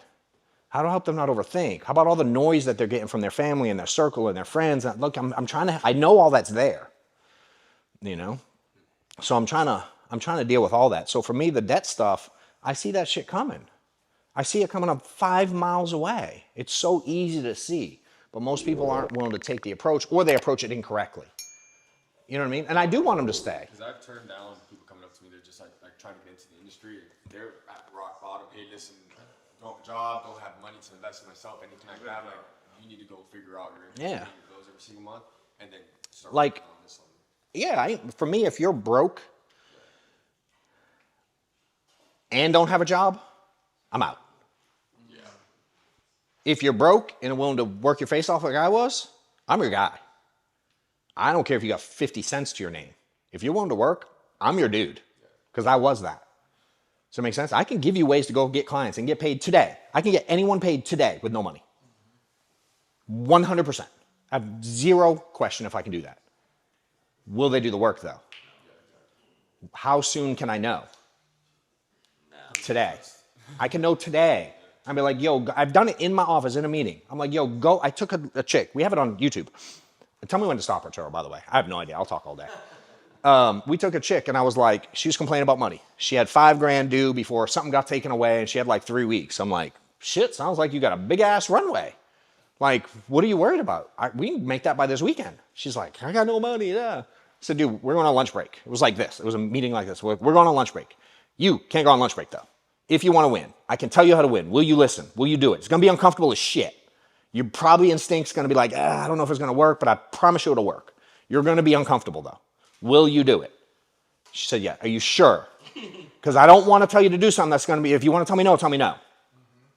And she's selling me. I'm in. I'll do it. Whatever it takes. I go, cool. Walk outside. And our office is in like a like a complex. How many buildings? There's like 12 buildings maybe, like a little office complex. I said, cool, when you leave here, I want you to leave here at lunch, go outside. I want you to bang on every door in the office complex. Tell them John sent you from the 800 building to see if anyone in here needs life insurance. And you can't come back till someone says yes. Before lunch break was over, someone said yes. And then I taught her to do that in neighborhoods. She made like $3,000 the next day. And I'm like, this isn't deep. She had no money. They were literally going to take stuff from her. I'm like, you just go out there, open the front door. There's 300 million leads out there. Go get them. So to me, I can find ways. This is one of the most popular videos we got going on right now. I've created a video because we have a lot of funnels going on now. And we ask people questions coming in. And one of them's like, what's your biggest struggle? And I think we have like, I'm broke, leads, mentorship and accountability, and then systems and recruiting or something like that are the 4. And depending on what they answer, they get different stuff from me, right? So if I answer broke, they get this. So I made a video, like, if I'm broke, what do I do? We made like a 45-minute video. Dude, it's popped in the we made it like a month ago. It's becoming one of the most popular ones because most people are broke. And I'm like, well, here's the path. Now, how many really go do it? Not many, because they don't really want it.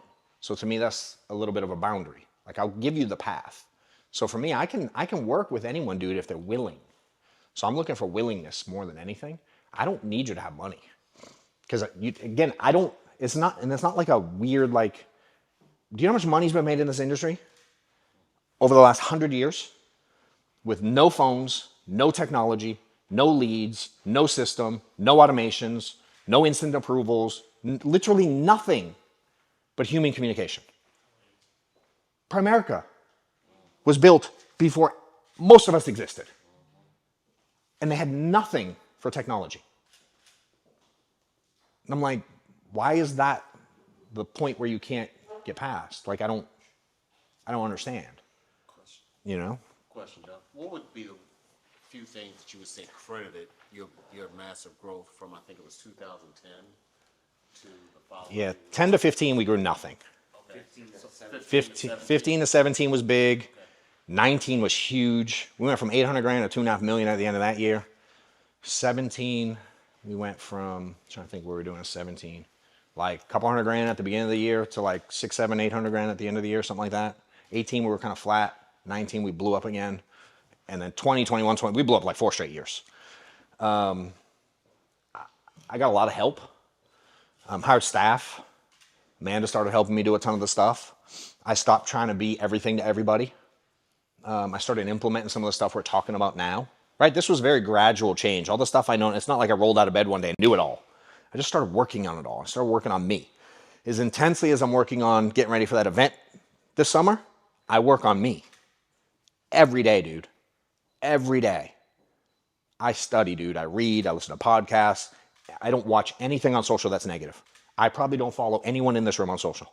Arturo's the only person I follow. I do. If you put anything negative or what my opinion is stupid, I unfollow. When people friend me on Facebook, you know the very first step? You hit accept? No. I don't scroll. Fuck scroll. That sounds like it takes too long. Remember now, I want to know now. So you know what I assume? That I don't want to follow them. So I hit accept, I hit the 3 little dots, and I hit unfollow. Every friend request I take, I hit unfollow. Why? I don't want to see your shit. I don't want to see it. I bet I don't follow you. I've never seen you post. That's very rude. Yeah. Send you my stuff. Now I don't know why. I post mostly me and my daughter playing shit. I don't want to see it. No, that's not. Yeah, I ain't mad that you do it. I don't give a shit. It doesn't help my mission. I don't follow anybody with anything. I don't know nothing. I don't know when people's birthdays are. I don't know when their weddings are. I don't know when they play with their kids. I don't know anything. I don't care. Because it messes with my mental tank. I get frustrated, I get annoyed. I'm like, why is he posting that shit? Trump, Biden, school, this, I don't want to see any of it. Literally, accept, unfollow. You know, that's one of the biggest things I would say as an entrepreneur, especially as agents, as far as delegation. Yeah, So it's hard. About hiring, you know, when you It's hard, dude. Trust is hard, bro. tough.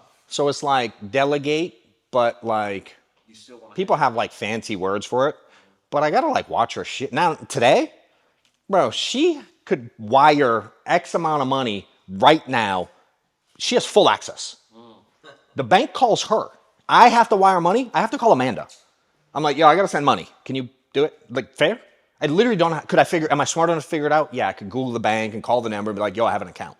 But I have no earthly idea how to send money from my account. How long has she been with you? 8 years.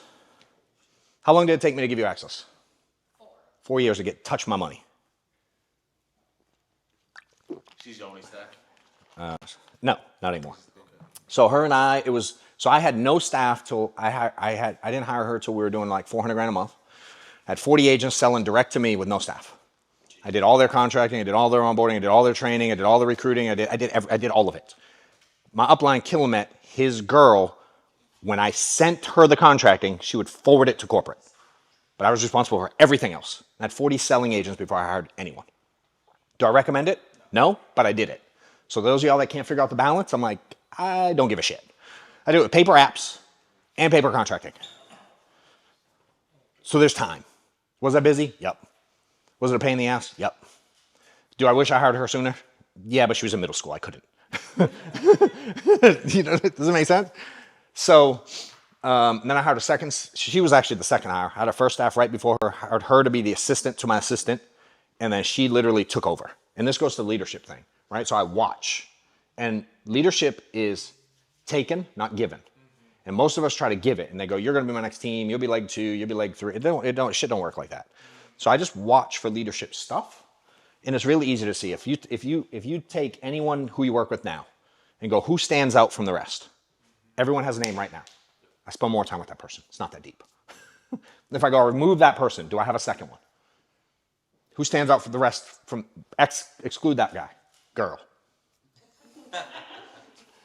Love you. I'll work on it, I promise. Right? That's who I give focus to now.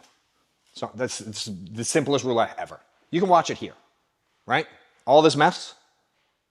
Someone's going to help Arturo clean it up. Now I'm going to mind trick you all. You're all going to be like, I'm going to do it, so I stand out. But just quite naturally, fair when you do these events, most people leave their shit everywhere. 100%. And there's always someone, though, that helps you clean up. Yes. To me, that stands out from the rest. I go like, oh, come over here. So she did that for me. I pay attention to agents. Who stands out from that? Who helps agents when they don't have to? Do they only pick them up when they're direct to them and they get the override, or they help me? If I'm getting a meeting ready, do they help organize all the stuff, help set up the cameras, erase the whiteboard, get me like I'm just watching, dude, for who stands out from the rest. And then I give them a little more attention. And I try to move them along and teach them how I got from where they're at to the next level. I try to relate to them. And I'm like, dude, I was there once. Here's how I got here. Are you interested? And I feel them out and I watch. And I just gave people a pathway to the new levels as I want, because I didn't want to be here either. I want to do more, but I can't do more without help. So I seek help here. And then I go, cool, thanks guys, let me go do this. Then I seek help here, and a few more step up. I might have 50 here. Next level, dude, probably only 20 are coming with me. Next level, I might get 5. Next level, I got 1. You know what I'm saying? Now, how do I get more? They recruit, or I recruit. And I'm just aware, and I just try to build up, dude. So everything I'm doing now, in terms of marketing and all this branding and all the stuff we got going on. Hell, I wrote a book last year. That thing's popping. Like people are, it's crazy what's happening in the personal. I wish I paid more attention to the stuff 100%. Years earlier. But I get 100 plus people a day come into our funnel that I don't know. I don't know how they get there. People are buying books. They're signing up to stuff. I don't even know how it's happening anymore. I've literally lost control of it. Right? It's gotten, huh? Yeah, 100%. It's me doing the work, right? Her managing the back end. And now we got Reese handling like all this shit will be online like magic. I don't have to do anything. I don't even know what he does. I just know it makes me look good on the internet. And I'm like, fucking high five. So I bring him with me and it keeps working. You know what I mean? I'm like, do your thing, dude. Now I had struggled though with, huh? Yeah. But I used to struggle when he came in, dude. I'd been through, how many social media people we've been through, Amanda? Ballpark, roughly, in the last 2-3 years. Okay. How many staff we've been through in the last 4 or 5 years? 40. Like I'm doing my best. It ain't a fit. You got to go. Now, one of the best things I did, I managed everybody. That was my role. I managed everybody, dealt with everything. She was like in charge, but like I stepped all over her stuff. I mean, I was like, dude, I got it. Let me deal with him. He's an idiot. Fire him. Fuck him. Hey, fire him at lunch. And I'd leave and make her fire him, and then I'd come back. Fair? I would do it, literally. I'm like, I ain't fire. You fire him. Last year actually, maybe a year and a half ago, I was like, you're in charge. I don't hire anymore. I've quit hiring. I literally quit. I'm like, here's what we need. You do it. Now what happens if she don't do it? Now, her and I have an issue. But she takes care of me. So I put her in charge. So she started hiring people. Now we've had 2 are at a year. Reese is almost at a year. And then we got 2 more right behind it. 1 more right behind it. 1 more right behind her. How many did we have hit a year before that besides you? We never had one. One person. And Who? he quit like 2 months after his wife. Yeah. So we have 1 person in 8 years hit a year with me. I put her in charge. We'll have 3 since I've done that. I'm like, she's better at it. Why am I doing it? Here's what I want done. Here's the vision. I'm good at that. I stay the fuck out of the way. I quit staff meetings this year. Staff meeting every Friday for 8 years. It was the most stressful time of my life. I hated them. I hated them. I literally, I don't know what month I did it, April, last spring. Coming up on a year. I quit staff meetings. It doesn't mean I quit having expectations. Y'all are the staff. Why don't y'all meet? What do you need me for? Y'all do it. You know what I need. You know who I am. You got questions? You have my number. Call me. Now you have this stuff to do. Like we got things we got to accomplish. Does it make sense? But day in, day out, y'all figure it out. Letting go, bro, it's about the best thing I've ever done. Hire people who are good at shit. And if you mess up, hire someone else. There you go, Zach. You know what I mean? Yeah, so you brought up around 2017, 18, 19, you started exploding. Do you think that any of that had to do with not just hiring an executive staff and all that, but... Yeah, because it was just me. So it was just me and Amanda. We went from 800 grand, which we already had for the previous year and a half, went to 2.5 million in 12 months with 1 staff.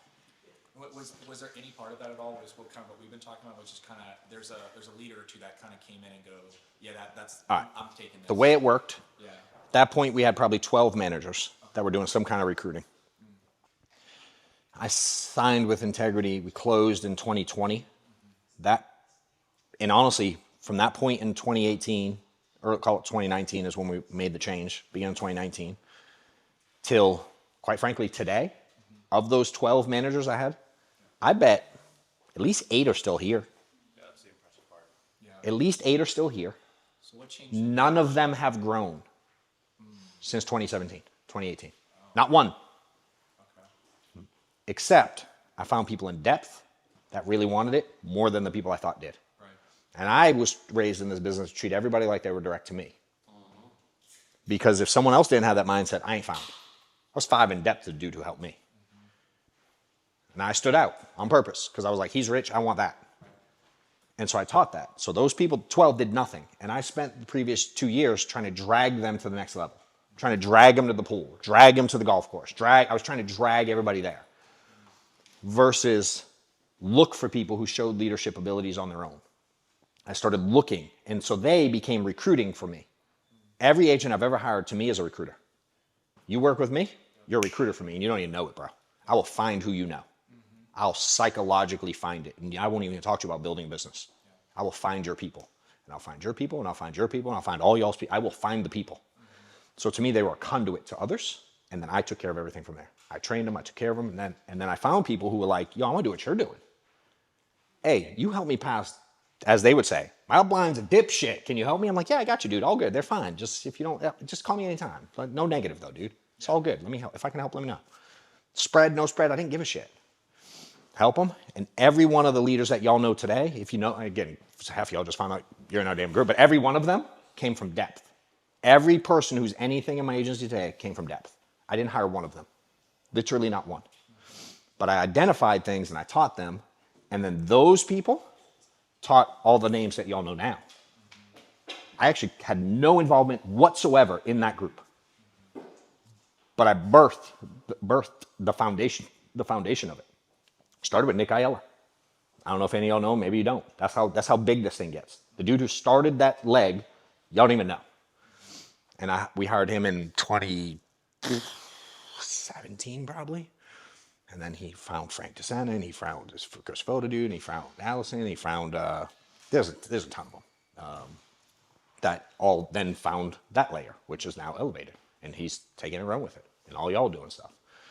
You know, so it became in depth. And then let me just teach duplication, dude. Instead of trying to drag people in, I just found who wanted to win. I started working with them more closely. And I nicely just moved away from, not mean, but it's like after a while, dude, it's like you keep saying the same thing to the same people. I'm like, that kind of gets old.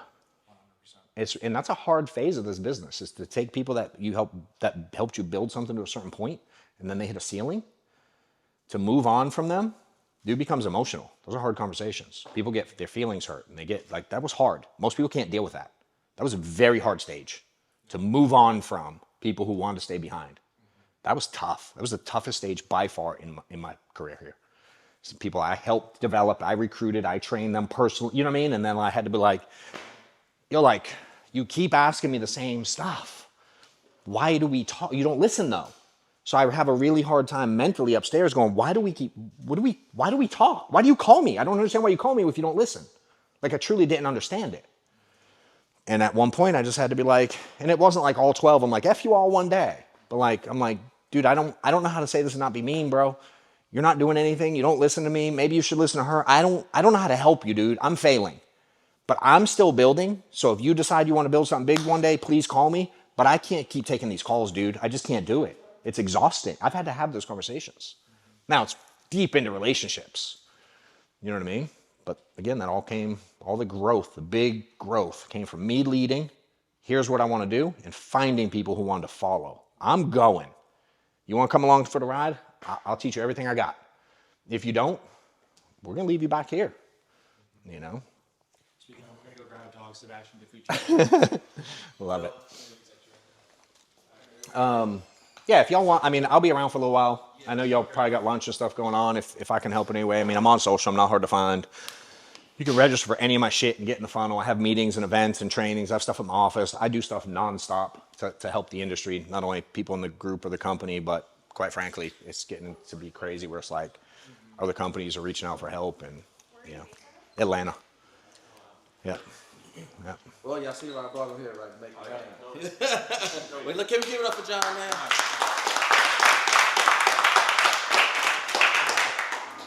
What up, insurance agents? If you're looking for a roadmap on how to win in this industry, check out the book I wrote about a year ago, Do More Now, Get Better Later. Check out the reviews here somewhere. My team's putting them on. I'm getting tons of great feedback about all the people it's helped. Appreciate those of y'all that have bought it. Appreciate all the reviews that are going out. If you're new to following me or the industry, check out the book and get it in your hands now.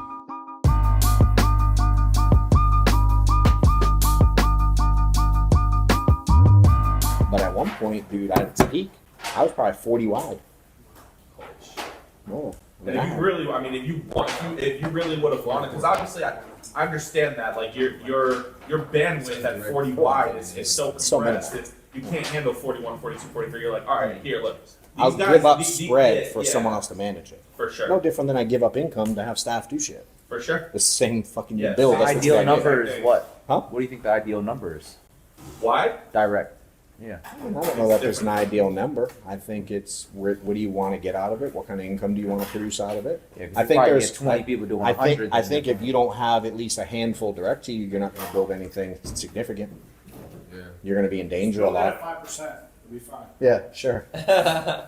It's crazy what people will listen to. Me? Right? I was like, that math don't math, bro. I ain't doing that shit. 5%. What the hell? Well, Like on didn't know purpose? I didn't know math at the time. Not on purpose, dude. It works for certain people. You know? That ain't shit. But for me, it's like, again, if you don't have a little squad direct to you, so until you have leaders, I'm going as wide as I can because I am the one managing it. So it's like, I don't know, you run a fucking plumbing store. How many employees do you hire? What's the ideal number of employees to hire at a plumbing store? Different for everyone. How many How people big's your buying? plumbing Yeah, store? how much Yeah. plumbing is going out? Correct. How much work is being done? Yeah, how big do you want it to be? Do you want to have more much locations? how much Do you want to time be do you have? nationwide? Do you How want much to time do you have? You want to find like your first like 5 to 10 really your Dogs. first 10 5. five you dogs. want 5 guys that you, and the trust has to be super high, bro. 'Cause if you're gonna people are gonna always be trying to take them away from you and get more comp or do this, that, and the third. If you So, help like, the people get loyalty's paid, gotta be dude. there. If you help people get paid, Yeah. it's rare they leave. Yeah. You know? That's You can't. I've had people not like me and stay with me because we helped them get paid. Yeah. You know what I mean? It's like, it is what it is. But I was taught to build like your starting five, So they won't come in. right? But it's hard to go, let me hire five and those be my starting five. The way I always explain it is like, let's take like maybe baseball, right?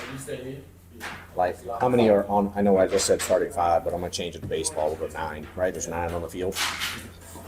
To get 9 professional athletes, I don't know who plays here. Tampa, Devil Ray, who's close to you? Devil Ray. Yeah, Devil? Tampa, Orlando. We'll say the Braves because Yeah. I'm in Atlanta, right? You want to start the Braves of insurance. You want 9 professionals on the field, right? In order to start 9, how many do they have on the team? 15. I don't know. I don't know baseball. 15, 20. Baseball got at least had one backup for each one, and an extra 3, right? 21 teams. Sure. 21. 25 people. 25. All 25. That makes sense. All right. So to get their starting, You got the minors. so get this, Yeah. right? So to get the starting 9, you got to have 25 on the roster. Yeah. But then what do they have? They have AA, AAA, A ball, right? Yeah. So now they got 3 layers of minor league ball. Yes. Each team maybe has 25, 30, I don't fucking know. So there's 100 right there in the minor league system. Where do they fill the minor league people from? College, everywhere. College. How many are in college baseball? Yeah. And How overseas. many people too. play? How many play college level baseball? A lot. Fuck ton. Right. And high school. Where do college get their players from? High school. High school. How many of them are there? Even more. Right. How do you get the high school ball? Little league. How many of those? Like the bud. How many of those suckers are there? Yeah, there's a crazy number with basketball. There's only like 4,000 NBA players in history. Yeah. Right? Right. Yeah. It's Like, insane. I think there's like Yeah. 400 And then- right now. Like at any given time, there's like 400. Yeah, 300 jobs, 396 jobs, or something like that. So like everyone wants to have the equivalent of I want to have the Braves. All right, cool. Go find 9 That'd be guys to good. play baseball. Yeah. Yeah, dude, it don't work like that. You know what I mean? You got to start working with them in their little league. Like the Braves literally let Maddox go to a camp to learn baseball at 10. The Braves have a camp. They're scouting early, dude. They're paying attention. Who goes to high school? They're paying attention to that stuff so early. You know what I'm saying? Golf, like he played golf, dude. I don't know golf really well, but I know people are watching him early. He went to some fancy golf, you know what I mean? Like young. John, at what point do you think like a builder should stop producing personal, if ever? Income's replaced. Barry says if you start making $50K a month, is that true? I ain't mad at that number. For me, I think you'll know when it's time because you'll figure out that selling is actually more expensive. Right. Wow. I'm kind of there now, and I'm Like, I'm I- at you like lose that 50, money 60K a month. Right And now, it's you're just- losing money to mentor, right? Losing. I could. Yeah. Right now, for us, we. Oh, he's for losing sure from- losing we're money right losing now. from selling Yeah. to- You say you're at Don't worry 60K a about month right Bill. on a fee I mean, without you selling? you know, there are ways No like selling. to like No their selling. point. I'll get paid on this somehow, some way. Congrats Why? on It's 7 gonna get years. social. We'll get out there, we'll build the brand. You know what I mean? Like it's Intangibles. yeah, for sure. You You know, I put in the work. I always get paid. But like, there was a point when I was My selling. shit's all different. Yeah. For me to make $1,000, call it, I'd miss fucking 8 phone calls from agents in the houses trying to sell. Like not dipshits. Like I want to like people like yo. I'm sitting with Bob and I'm stuck. You know what I'm saying? Yeah. And I'm like, all right. Well, if I take the leads and give them to you, and I got 40 points, that means I'm only getting 60 cents on the dollar when I sell it. But then if I do that and I work with 2 more people, now I'm break even. Like to me, it was a no brainer. That's You know kind of what what I was did. I was bringing in like.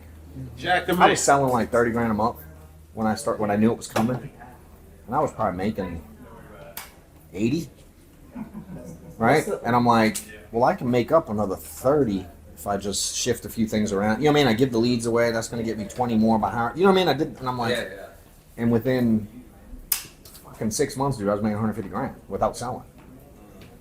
So you're at 50 and over right But there. after the second leg, like, what's the comp at? Because obviously the first one's your spread and their spread. What is it after that? What do you mean? Like You always set, that. you set them up whatever you want. What's the concept? No. So let's say you mean in me, depth? right? Let's say you're at a let's say I'm 120. at 85, Hold on. whatever you're at, Yeah. and then I recruited him. Yeah. And then I don't know, maybe I bumped to 95, and he's at 85. Sure. How much do you make of him? Same, it all goes through you. So you get the 10 So you points, get I the still 10. get the difference between you and me. Yeah. Oh. So okay. his not okay. gonna change. I got it. Yeah. He's stationary. Yeah. Yeah. So what's whatever I bring in, Yeah. you get whatever I bring in. So he's counted. Yeah. His 10%. Yeah. So if you get 100, if you bring in 100 grand and I got 20 points, I get 20 G's. It don't matter if you It don't matter. if you So sell it- the 100 grand, if so he it's sells watered down 80, probably after him it don't then. matter. So you Right. get the gap between you No, and you're always going to get the gap. He's saying you're always going to get the gap Direct. between you and your direct leg. Oh, okay. So it'll never get watered down. If he brings on the down line and they bring on the down line and Right. they bring on the down line, you're always going to have your And right. 20. Let's say I'm bringing in $1 million. yeah. you The don't get it. downside of it is if he builds it big enough, he's And gonna yeah. earn. He's gonna squeeze your comp because there's a ceiling. Right. The insurance companies only pay out so much.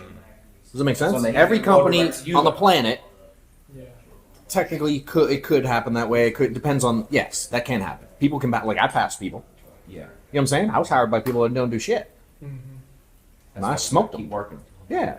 And so it's like if you just rely on him to build everything, eventually it's gonna catch up to you. You know what I'm saying? It's like it's dope. I hired him and he's hiring all these people and we're doing 100 grand a month and I got 30 points. I'm making 30 G's a month. I'm gonna go sit at the pool. I'll buckle up. That train's coming. Yeah, it's no difference from the other. It's all the same because we gotta keep buying seats, right? Yeah. And you gotta keep recruiting. So for me, I incentivize Regardless. him to keep growing, and I like the way I built it was you got different options, right? When you scale, you can add staff. That's one, right? Add staff and manage all his shit. Or as I see his comp coming, I start teaching him to add staff. You know what I'm saying? And now it takes away from you having to add more. Yeah, so I don't have to add staff. I teach him to manage the shit. So I don't mind the squeeze because it's less work for me, and now he has to manage the staff. You're not paying for it. Yeah, I ain't paying for shit. He's hired to Yeah. run his team. So I wanted to build it that way. I didn't want to build it with 20 staff and manage everything. That sounded like a fucking headache to me. And then I teach him nothing. He doesn't know how to run shit. He relies on my staff to do everything.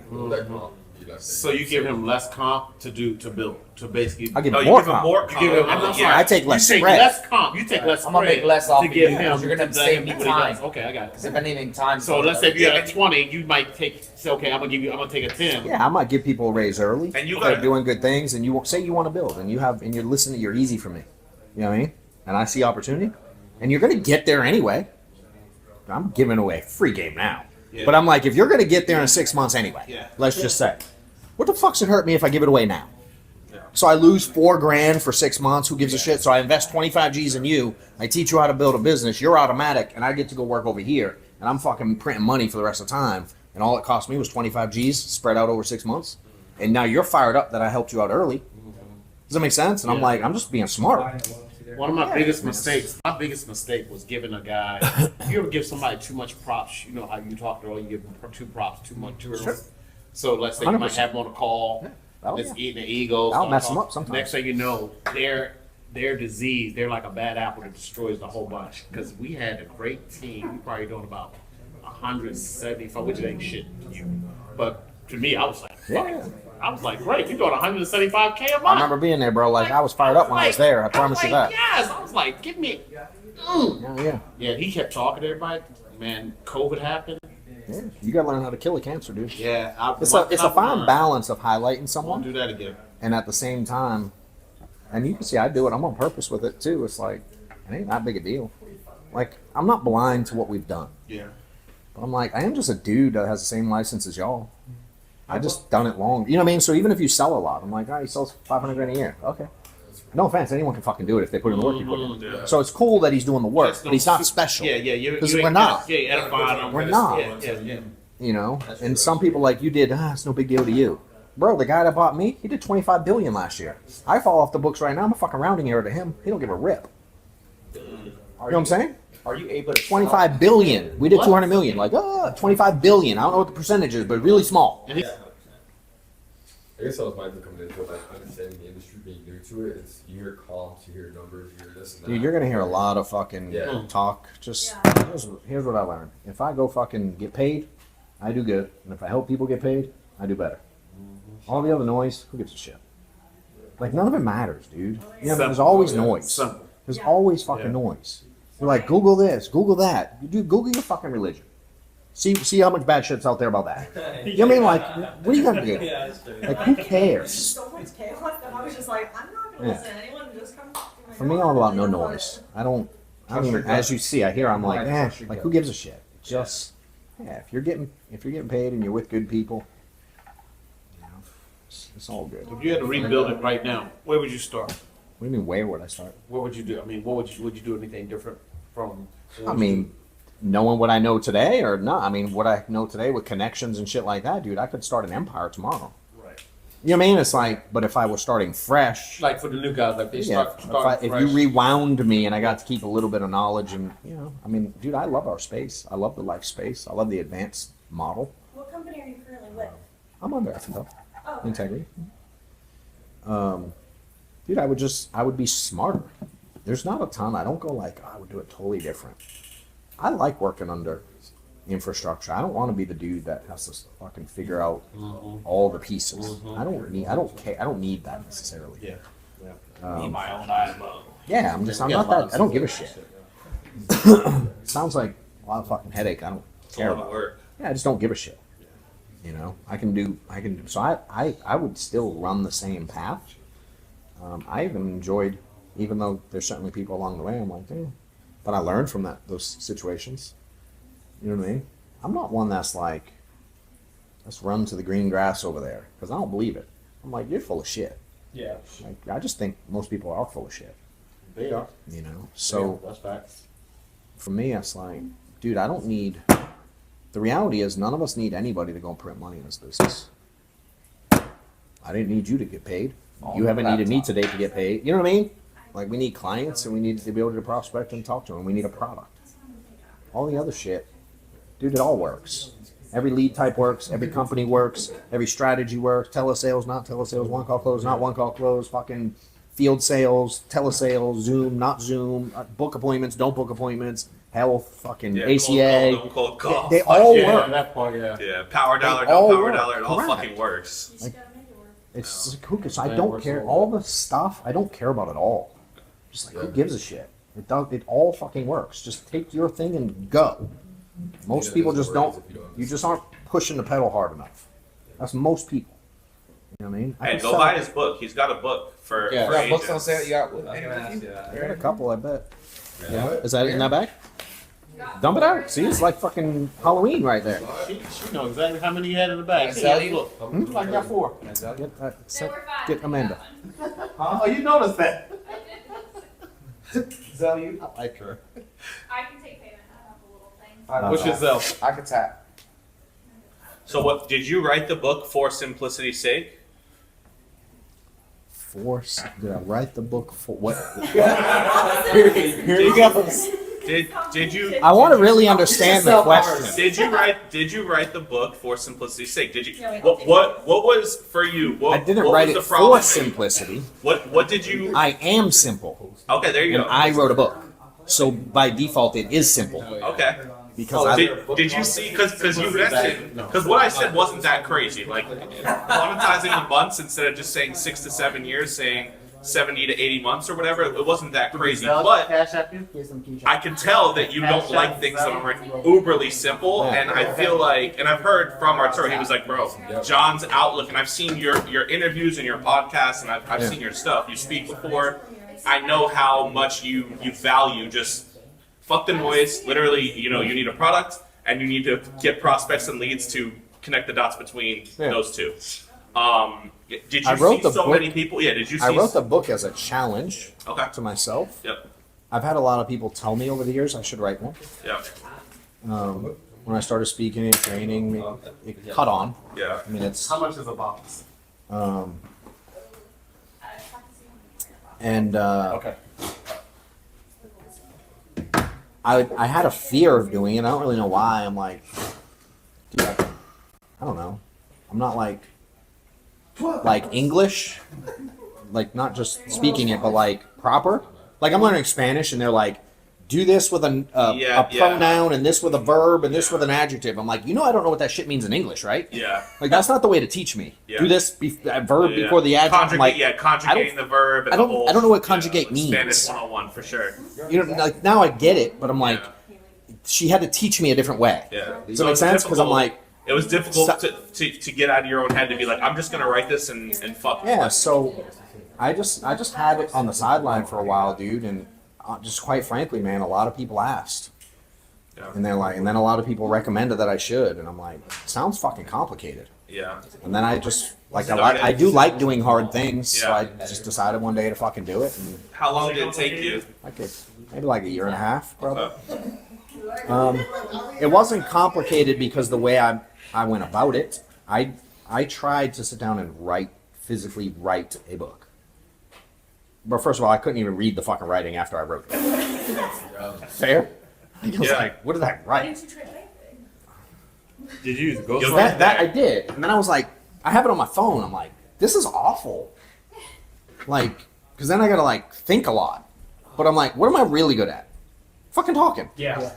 I'm like, what if I hire a company that just lets me talk? Yeah. And they fucking transcribe it. So you use like a ghostwriter?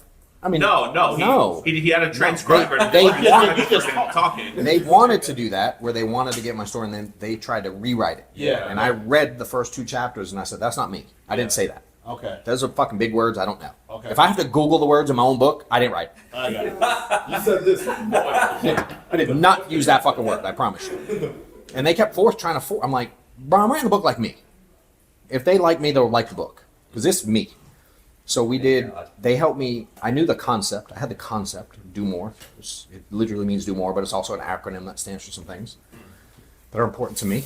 So I had the concept, and so I got on with them, and then I was like, but I don't know how to write a book. Like it's like writing a movie. It's like, dude, there's things on purpose, and it flows right. So they helped me with the structure first, and so then we came up with all the chapters, and I was like, cool. And then when we had the chapters, I went one at a time, and I did the chapter on Zoom. They transcribed it. Pretty face. They sent it to me, and me and Amanda edited the thing. Okay. We did that chapter by chapter until we had the whole book. Then they sent the whole book in order, and what they would help with the order of things. Yep. Does it make sense? Because each chapter, some things overlap, some things you tell the same story. You know what I mean? So they helped kind of like organize it for me. And then they sent it to us, but then I had to edit it because they don't know me and they don't know the story. And sometimes they take it out of context. And so they take my words and type it, and I'm like, that don't fucking make sense. That ain't how it went. And so we spent, I don't even know how many months fucking editing the book. She edited it like 6 times, something like that, 5 times. Wow. I did it myself 5 or 6 times. That's on top of the company their job is to edit that bitch. Yeah. And I wouldn't release it until it was me. There's a big word in here. Nah, bullshit.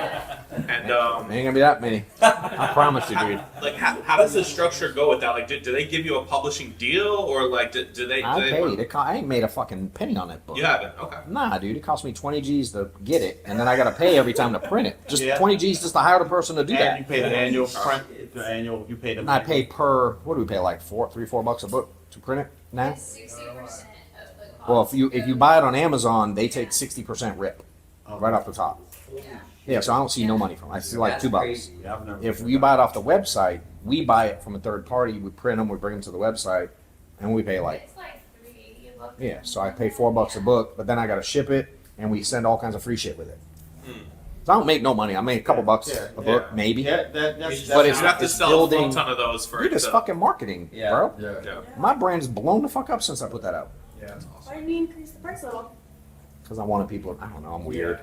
So Even if it's like $20. Because if you don't need it, if you're worried about promoting the brand, it's better. yeah, like because I'm like, what am I gonna do with $8? Yeah. I know $8 times a million of them's a lot of money, but You're like goodwill compound. I don't know, man. I was like, I don't know how did I come up with a price? Like, why did we say? I was like, because she tried to get me to put it for more. Is it 1, 2, 3, 4? It is 1, It 2, is. 3, 4. So there's meaning behind that too. There's meaning behind it. I think I wanted it at like $19.99 at first, and you were like, no, that's too much. I was like, nah, I'm gonna give it away. I'm gonna give away. I've been giving away game for a long time, and I'm like, I'm gonna make it easy entry. I don't know. Maybe I don't value myself, or maybe it was smart. I don't fucking know. But I'm like, I'm gonna make it I'm gonna make it. I don't know. I'm gonna make it so I can be like, I don't really make money on a book. I didn't write the book to make money on the book. I am gonna fucking make money from it because I do make indirect money because of it. But I'm like, I don't know, dude. I want to make it easy entry, and then 34 is like my favorite number. So I was like, I was got to have a 34 in the price. And then we started talking about ideas and 15, 34. I'm like, that sounds stupid. I don't know why. It just sounded dumb. Yeah. And then she has a number that's 12, and I'm like, we can make it 12, 34, and it'll be 1, 2, 3, 4, and then people will ask about it. We'll be talking about it and shit. And here we are. You know, so I was like, fuck it, let's do 12, 34. And if they buy it on Amazon, your profitability is like $2. You're like $2 in the green. I'm 40%. I keep 40%, right? 40%. So they, if 12, 30, I get 40. I get You get like $5. Yeah, you get like $3, $4. But they take off the book cost too. Yeah, The printing cost. So it's 40%, but then I pay the print cost, which is like it's a little cheaper at from Amazon. From Amazon? Yeah, I don't know. I think we were at like 500 the other day. Yeah. It's been out for. We've sold probably between sold and I mess up and give away a lot of them sometimes. Yeah. Like I don't know. They bring them to like charge people, and then sometimes I'm like here. They keep buying like. I know. So we've probably we're probably a couple thousand books in. Yeah. Something like I only that. have 500 invoices. we paid through like 10,000. Yeah. Yeah. We give away. I do give them out. I like giving shit out, dude. We had a guy follow me in Mexico, and I'm like, go pick a shirt. I'll send. He's like, but I'm in Mexico. I'm like, yeah, but it's fucking dope. So I told my team, I'm like, I don't even know what it costs to send a fucking shirt to Mexico, but yeah, I probably lost $100. I'm like, fuck it. Someone tagged me in Mexico that I don't even know. He's like, you got a fan in Mexico? I'm like, fuck yeah. We got an event this month. Someone from Canada's coming, and someone from Puerto Rico. I'm like, shit. Some of the views now are coming from overseas. I'm like, this is fucking cool. That's awesome. I feel like that's freaking down out here. Do you ever have you gotten to the Making point in it your rain. career or where you sure, made bro. money? Have you gotten to the point where you said, okay, I made this in insurance, let me diversify in terms of what I use my income? Real estate. I've made probably, Okay. I don't know how much I've made in real estate last few years. Probably. Probably not 2 million, but definitely over $1 million. Yeah, something like that. She knows. Real quick, sorry to interrupt. Has anybody not gone upstairs yet? What's up? Has anybody not gone upstairs yet? I got a shower still. When some Okay, so we need to kind of make our way that way. We got it from 4 to 6. You say, There's "Get the food fuck over out." there. You gotta go. So just go ahead.